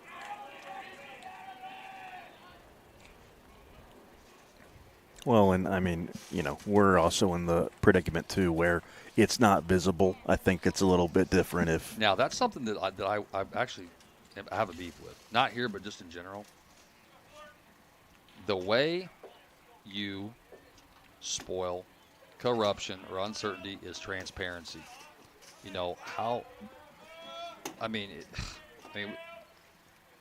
look at all these training places where you go, throw. It's like, you throw a ball, 98 pops up on the floor. These things it's not that hard to do. It's like, well, teams need 5 years to do what? Have a car wash fundraiser for $200 and install it so we can all see it? Mm-hmm. Or players can see it. Like, how do we know when he started his stuff? Did he start when he got, how do we know? I'm shocked that it's been a great rule for pace of play and all that. That's not the issue. The hitters. The thing is, like, hitters got to be in the box. It's like 8 seconds or like ready to hit at 10 or something like that. Thank you. Like, I'm excited. Not.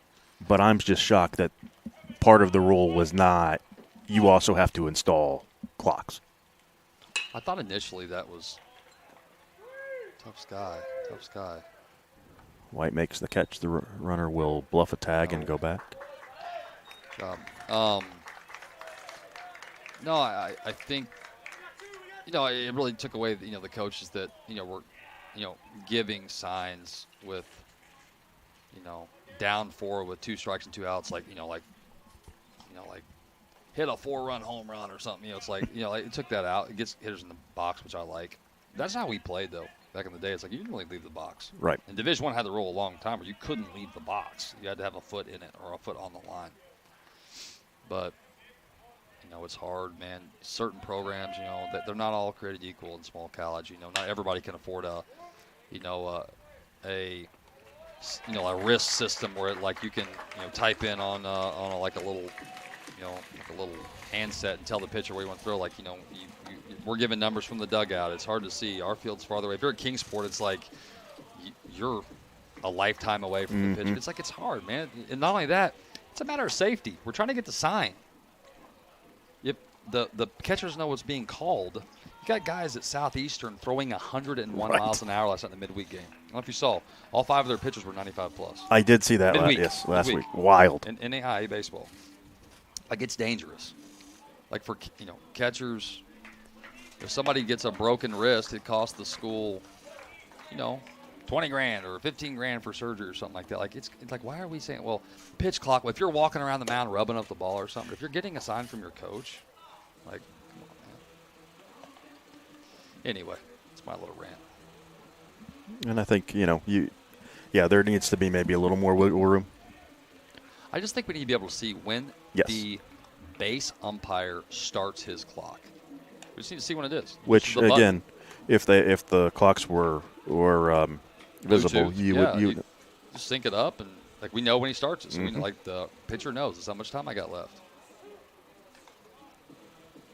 Or the catcher can see it and go, time. I'll use he hasn't used a stepped off. I'm just going to use it here versus like, oh, you just lost the conference championship outright over a,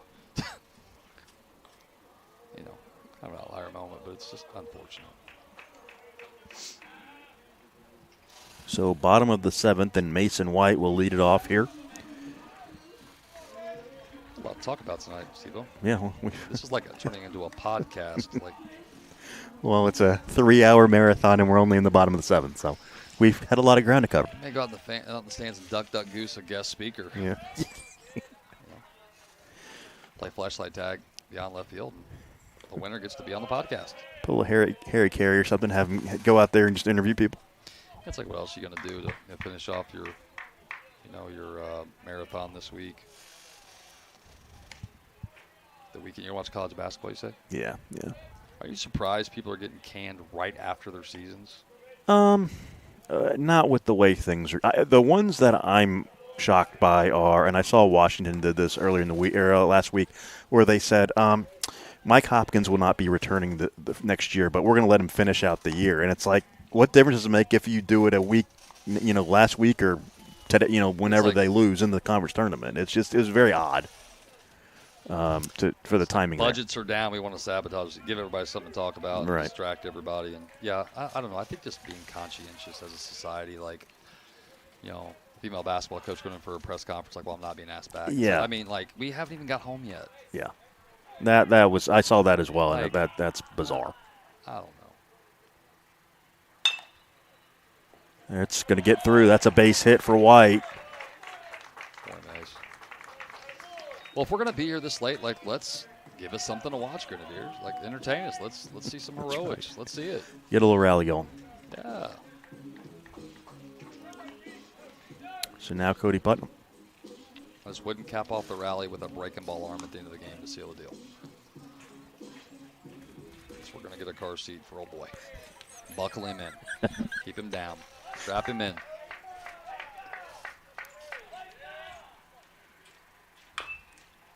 That's a foul ball.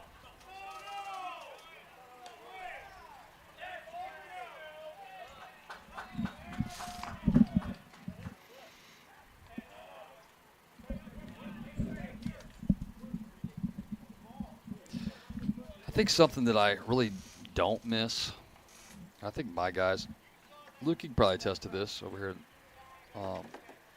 It's like when we get like Bush and chirpy. Guys are like, they're upset, they're bored, it's a long night, they're kind of like, bounce pass, foul ball. It's like, okay, guys, like, let's be classy. It's hard, but out here, I mean, these guys have been, college baseball pregame is like, whoa. It's like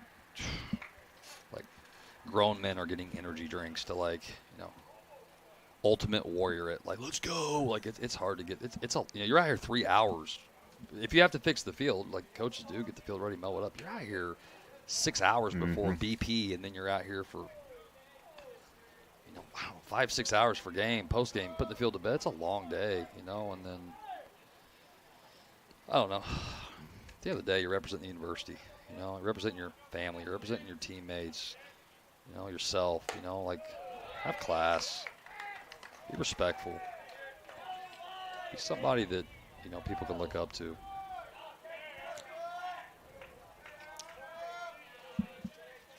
1-1 now to Putnam.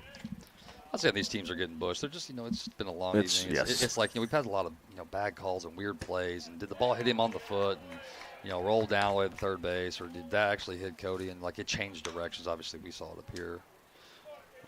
But it's like, man.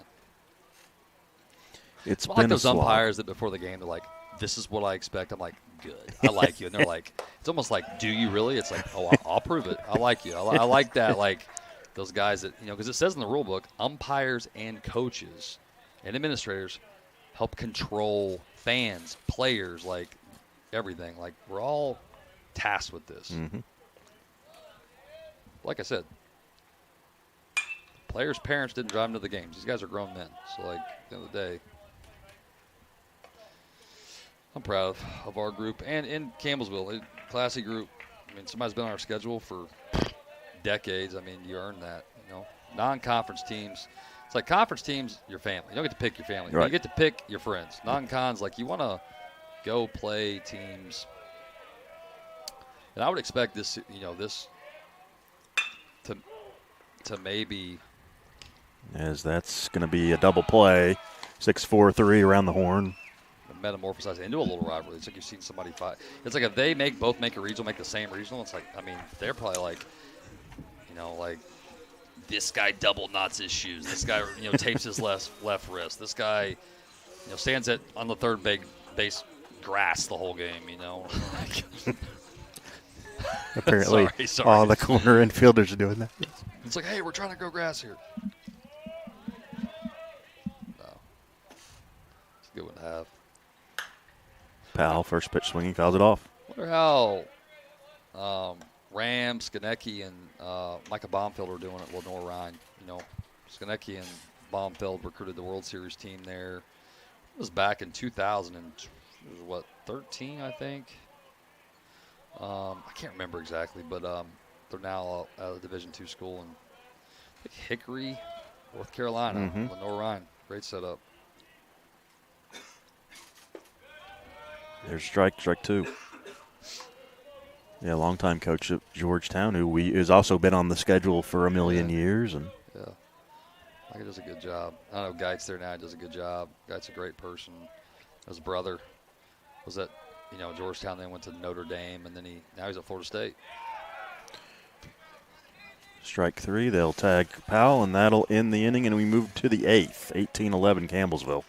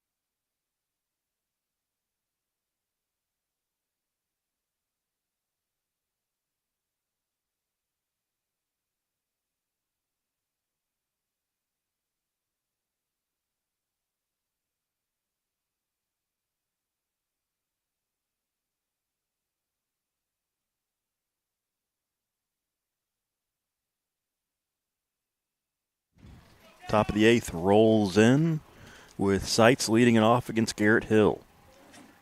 Big swing and a miss there. Seitz had a good year for Campbellsville, but he's kind of unassuming. I mean, I know he's been hit a couple times tonight, but, he got a good frame, but he just doesn't, like, the guy in front of him looks like a Power 5 body. Right. Lifted into right, and that'll get down. So the leadoff batter is on for the Tigers. And Wright will follow.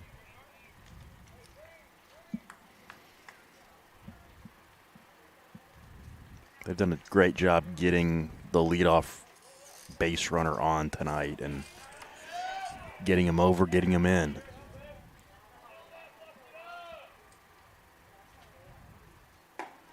There's a nice first pitch strike from Garrett Hill.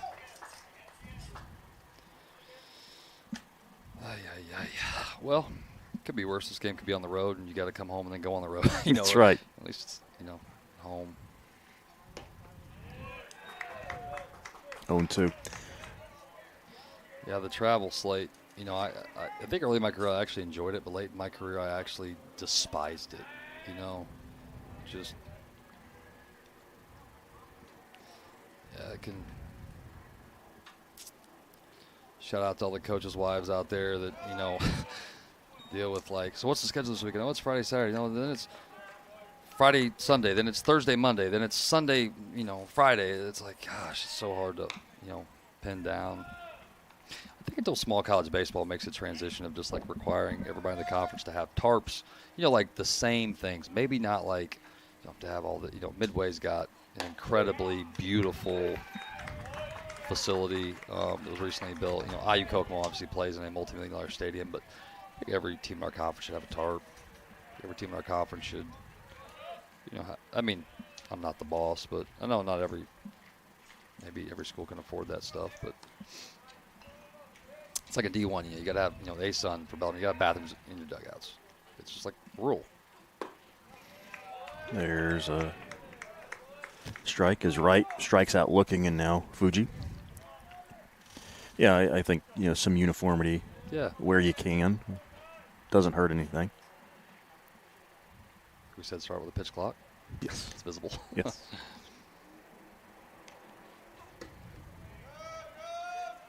One. Wonder if Hawk's out there watching. Shout out to Hawk. Missed the podcast tonight. I'm surprised we haven't got a text yet, honestly.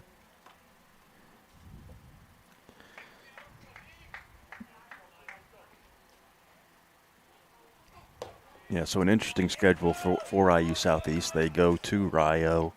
They're on the road. I believe it's at Georgetown. Let me see. And then they head to, Georgetown and then Midway. So after being at home for a while, they'll go on a nice little road trip here. I talked to Luther the other day. Luther Bramblett, one of the greats.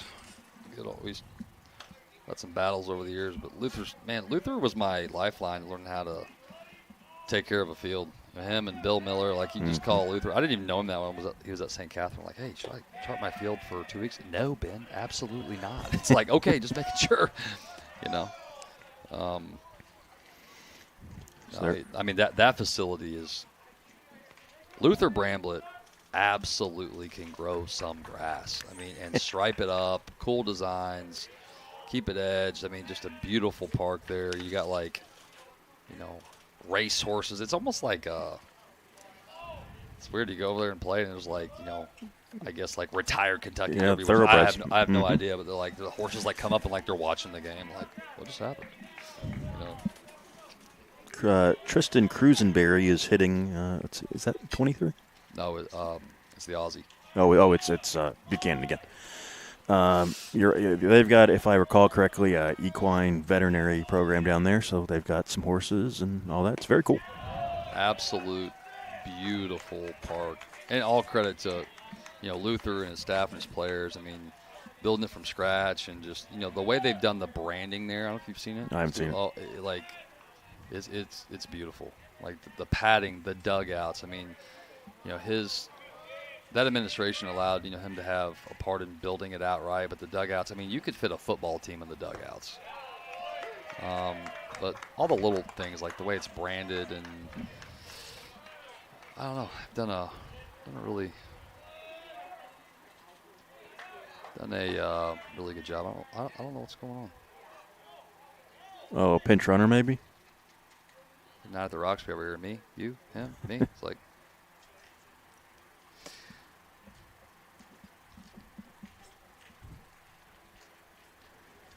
So there'll be a pinch runner at second base.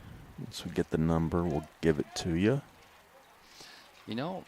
Interesting enough, like we talked about earlier, flag was howling earlier. Now it's, Yeah, but it's humid. It's, the flag's stuck down. The ball's not really carrying now. But, like, really both teams have stuck to the starting, lineups, and just a few things. They've switched it up. But, I mean, these are big games. I mean, Okay. It's like duck, duck, goose. Got it. Drawing straws. He drawed the right one. So another strikeout there for Hill, 2 away. That's a sign of the times. We're going to get another pitching change here, it appears. What I miss the most about coaching is just the relationships. I know Brad Neffendorf texts me right now. Like, just all the relationships I've formed over all the years. And I felt like not as relevant, like, in terms of being people's friends in a way, a little bit. But, like, I just shout out to all the guys, Boomer, Neff. I can, it's like winning I'd like to thank everybody in the world for this Grammy or whatever. But, like, we have to play you off. Yeah, like, it's like people have just made such an impact on my life. My life wouldn't be as great as it's been without the relationships. After this game, I walk out here. Randy's going to hug me. Buford's going to hug me. Natterman. We're all just going to start embracing each other. And that's just so cool after all these years. I think the places you've seen and the acts of heroism you've seen, amongst teams and players, and the people that you've met, and like Maya Angelou said, nobody remembers what you say. They remember how you made them feel, and these guys have made me feel just so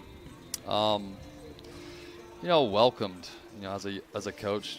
You know, a lot of these coaches, you know, a lot of small college coaches don't come from big-time programs. Right. You know, everybody's like, you know, Serrato at Johnson, who was, you know, obviously made the tour on some, you know, I don't, you know, Johnson College's or Johnson University's head coach. You know, it's, you know, pretty famous, really. I mean, he's coached some big-time programs. But anyway, what I'm saying is, you know, everybody just kind of like, now you have to earn it.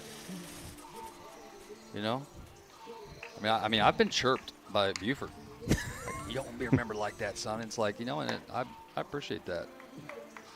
Well, and I think it's always nice too when you have. I mean, Woody Hunt one time.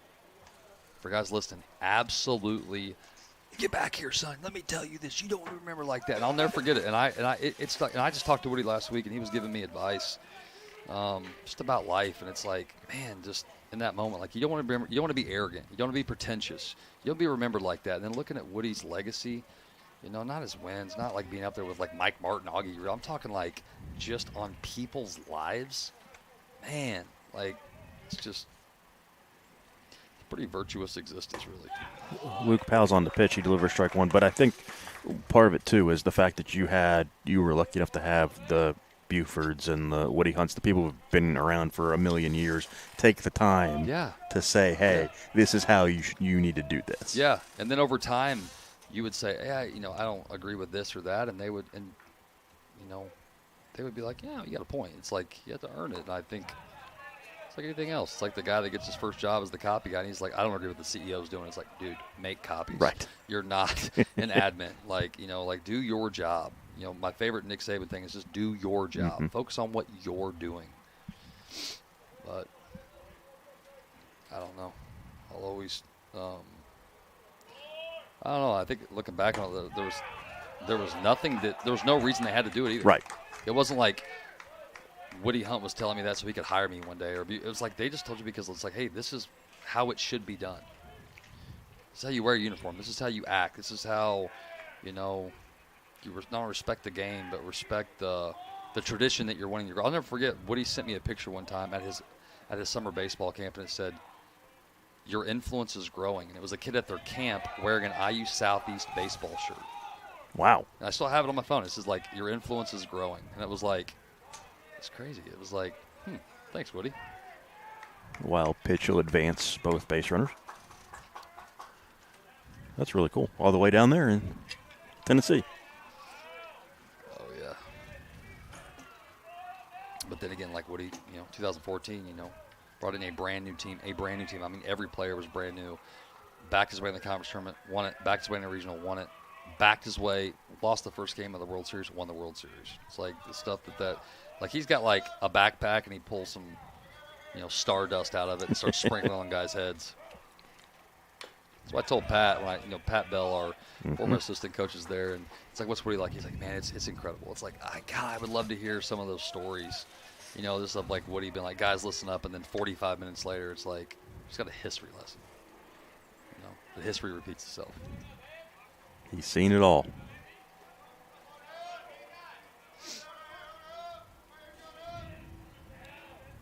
2-2. Swing and a miss. Nice job by Powell. Strands the runners, and we move to the bottom of the eighth, 18-11.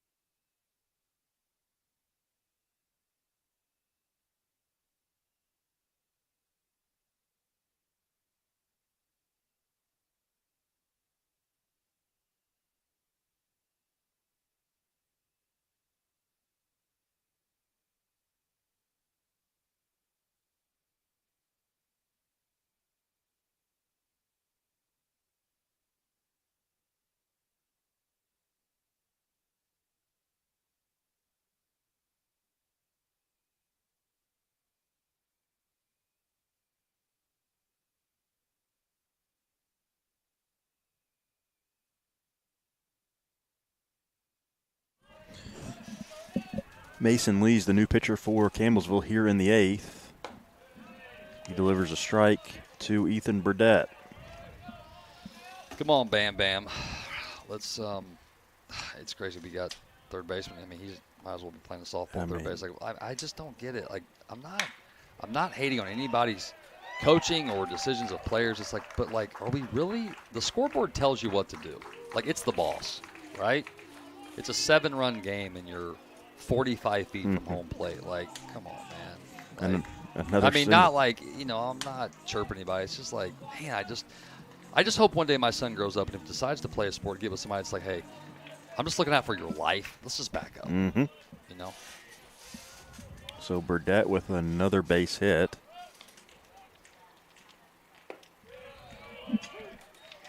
Good take.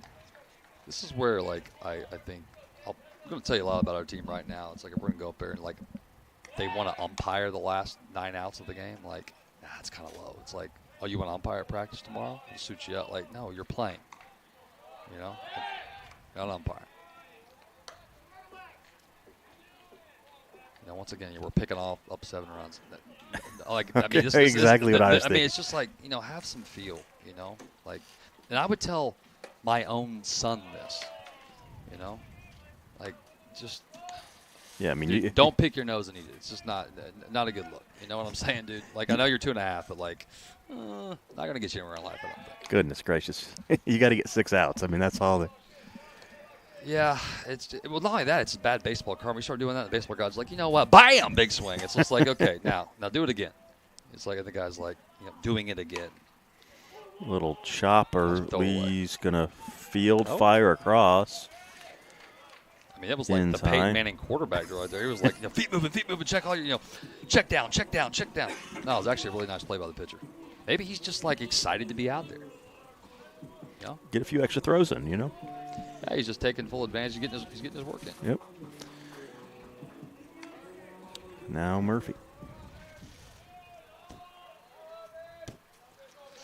Remember my probably my first season in college baseball at Cleveland State, and we were losing by 7 runs with 2 outs in the 9th of game 1 of a conference series against Volunteer State or something. And before I could even realize what happened, we won. It was like home run, first pitch single, hit by pitch, double, and it was like they went to the pen. It was just like boom, walk off. It was like, and then first time in my life, because Indiana high school baseball is like watching paint dry. It's like, whoa. It was crazy. Like, that's when I learned, like, anything can happen. Ball gets away. Runner moves. But saying that you believe that isn't actually manifesting. Like, when Kokomo scored 10 runs in the 9th inning, I think a lot of these guys like Raz and them were just like, wow, this is crazy. It's like, guys, it can happen. Like, but you know what? It didn't happen in the big games that year. When we got ahead of teams, we put them away. We didn't be like, we're up by 10, so what? It's like, no, they really can come back. We watched it happen. Swing and a miss. Strike 3. That'll be out number 2. It's twice tonight by Murph. But not only that, other Grenadiers, that can't happen. Like, just the scenario. A guy at third base with less than 2 outs. I don't care if it's to get us back within, quote-unquote reach. It's like we got to be great. Great teams, when guys are at third base with less than 2 outs offensively, they score every. Marco Romero would hit a 20-hopper and come right back to the dugout. I remember one time, run it out. It's like, no, don't. That's eyewash. That's a Johnny tryhard. Just, you did your job. Just jog back to the dugout, But like, just start taking off his gear, just coming back and say, you don't run it out. No, he's not. Strike 2 to Hazelwood. Good time, for Neff, to use some of his pinchers if he wants to, just to kind of, flex that muscle, practice. That is an art.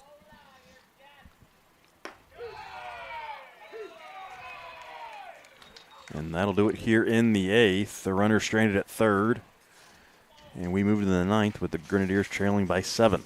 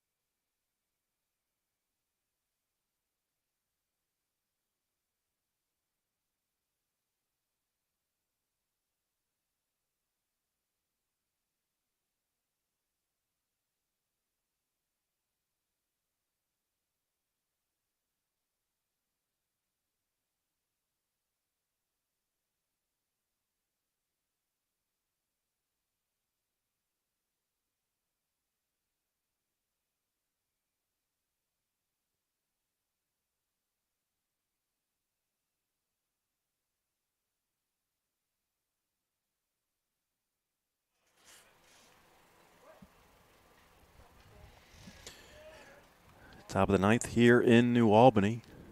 Powell still on the mound. And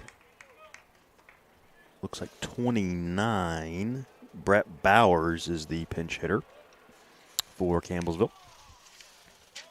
A senior from Helendale, California. Yeah, Bowers, 13. It looks like he just started a lot. 13 games played, 12 started, 35 at bats, 8 hits. Yet 5 of his 8 hits are for extra bases, 5 doubles. Some feast or famine. He does have some whiff in him, but he does have some walks. Whether that's guys recognizing that he has some juice. Kind of unassuming. I don't know. I know we're up top, but he doesn't look like a super physical presence. But obviously, when he hits the ball, it apparently either goes down the line or goes in the gap, or he's fast or something. 2-2. 9 hits and 5 of them are for extra bases.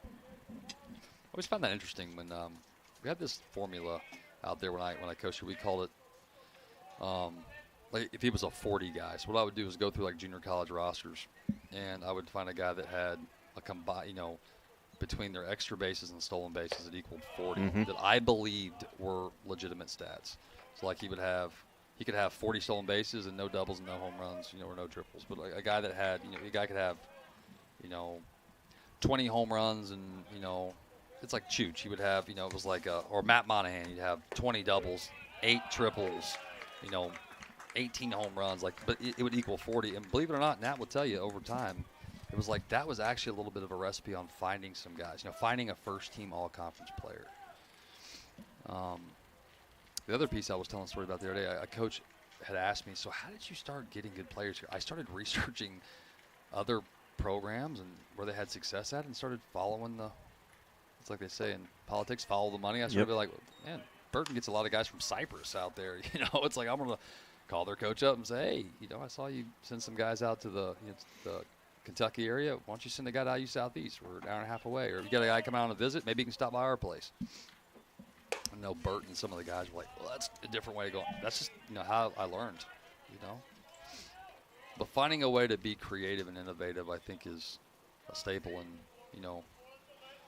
achieving and overcoming and, advancing. Well, every program's got its own strengths and weaknesses. You got to figure out what you can kind of, build up and. Yeah, don't reinvent the wheel. It's like there's no reason to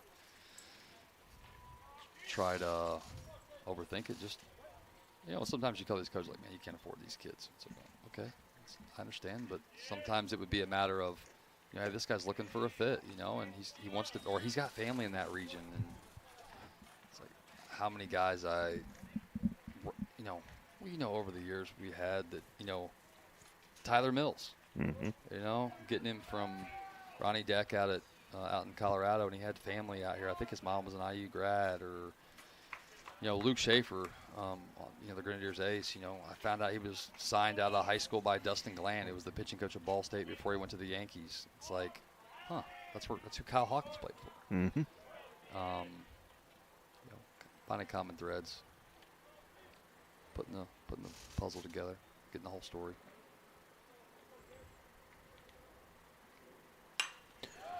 Popped up, and that looks like it'll get out of play, and it will. Full count here.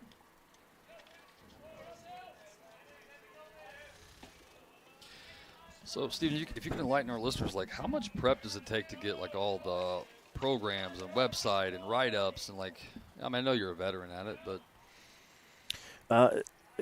that stuff at this point doesn't take terribly long. I mean, I've got enough templates and various things. That's popped up over the right side, and Flock will make the catch for out number 2. Now it's, and you saw this toward the end of your tenure, the multiple cameras and all that kind of stuff, getting the broadcast stuff set up. So how important is it somebody that wants to get into it that you get out there and come by the athletic office and say, hey, I have an interest in this. Like, could I volunteer, or could I be a work study, or could I help?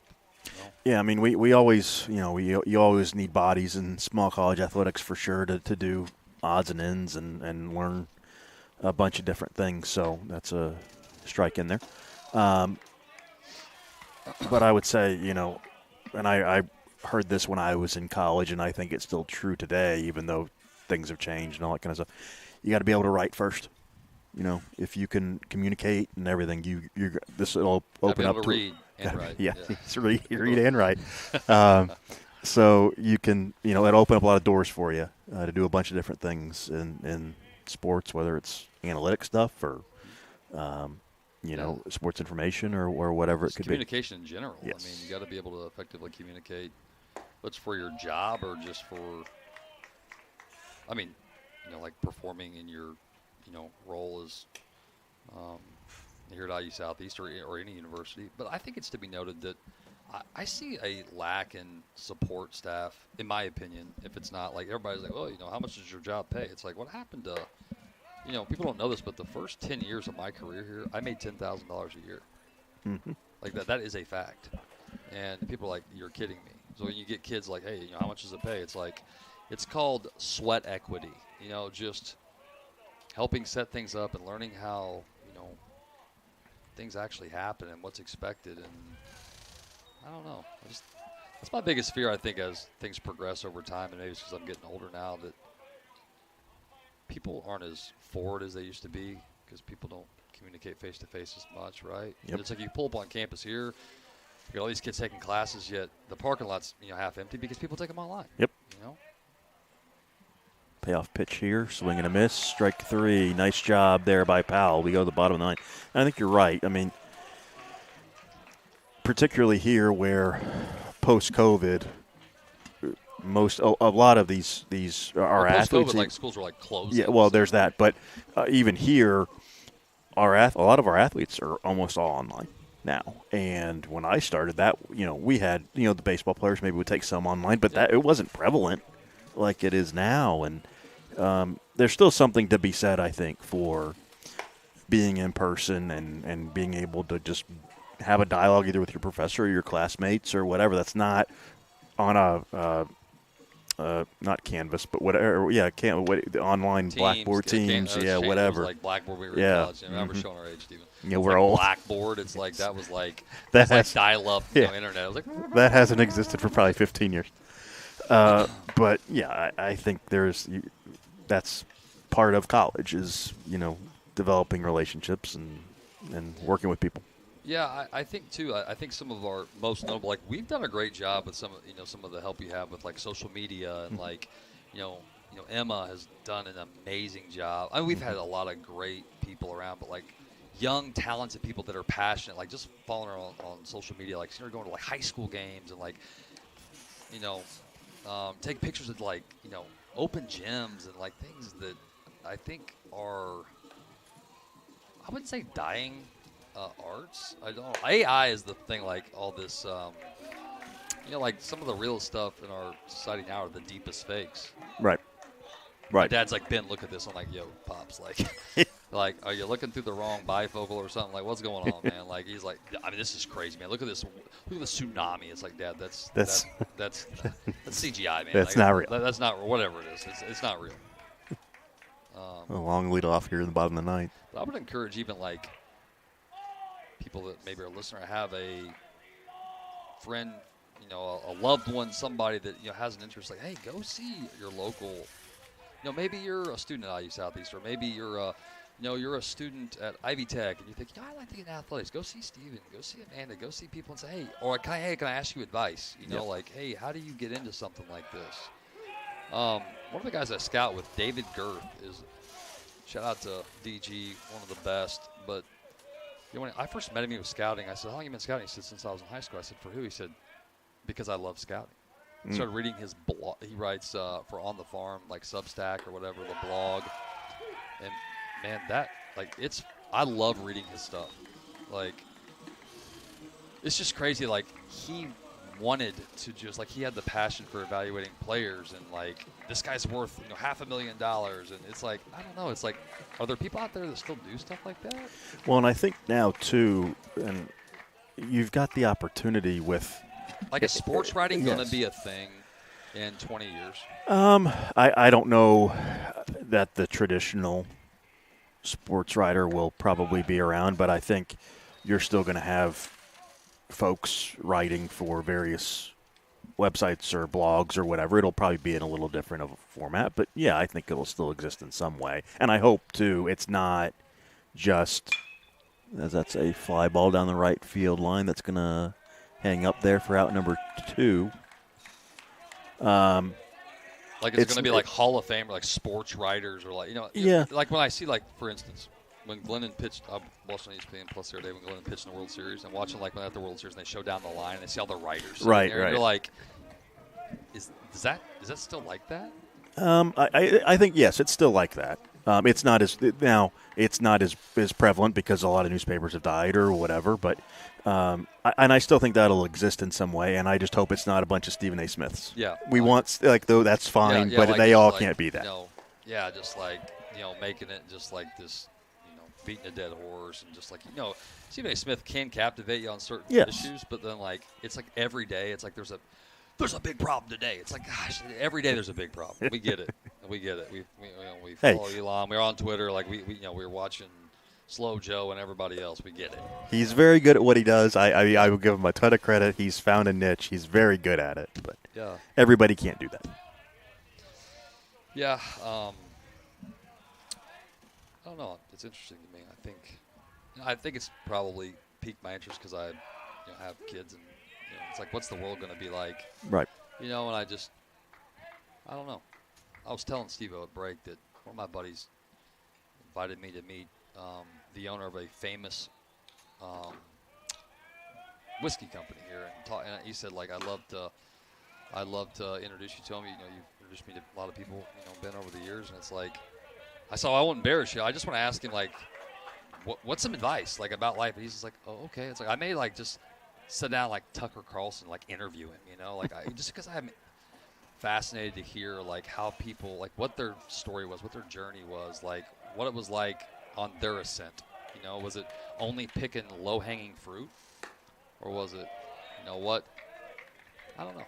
It's weird, but I just think there's not enough kids. And I'll tell you what, I've met kids here that were scared to ask, like, hey, can I work out here? Like, it's like, of course, like. So if you're a sports professional and you see somebody that, has a, you see somebody that maybe, has some interest, like encourage them to be around, and like some of the greats we've had around here. Yeah, we've been very lucky, and seeing guys, like I tell people, the greatest measure of my career is guys like Joe Natterman. He wanted to stand next to me for 15 years, like. Greg Opel, like that's how I measure like my impact, more so on players. Is like guys actually wanted to work with me for a long time, But as Cody Putnam steps in here after the walk, like seeing Logan write the articles, like player spotlights.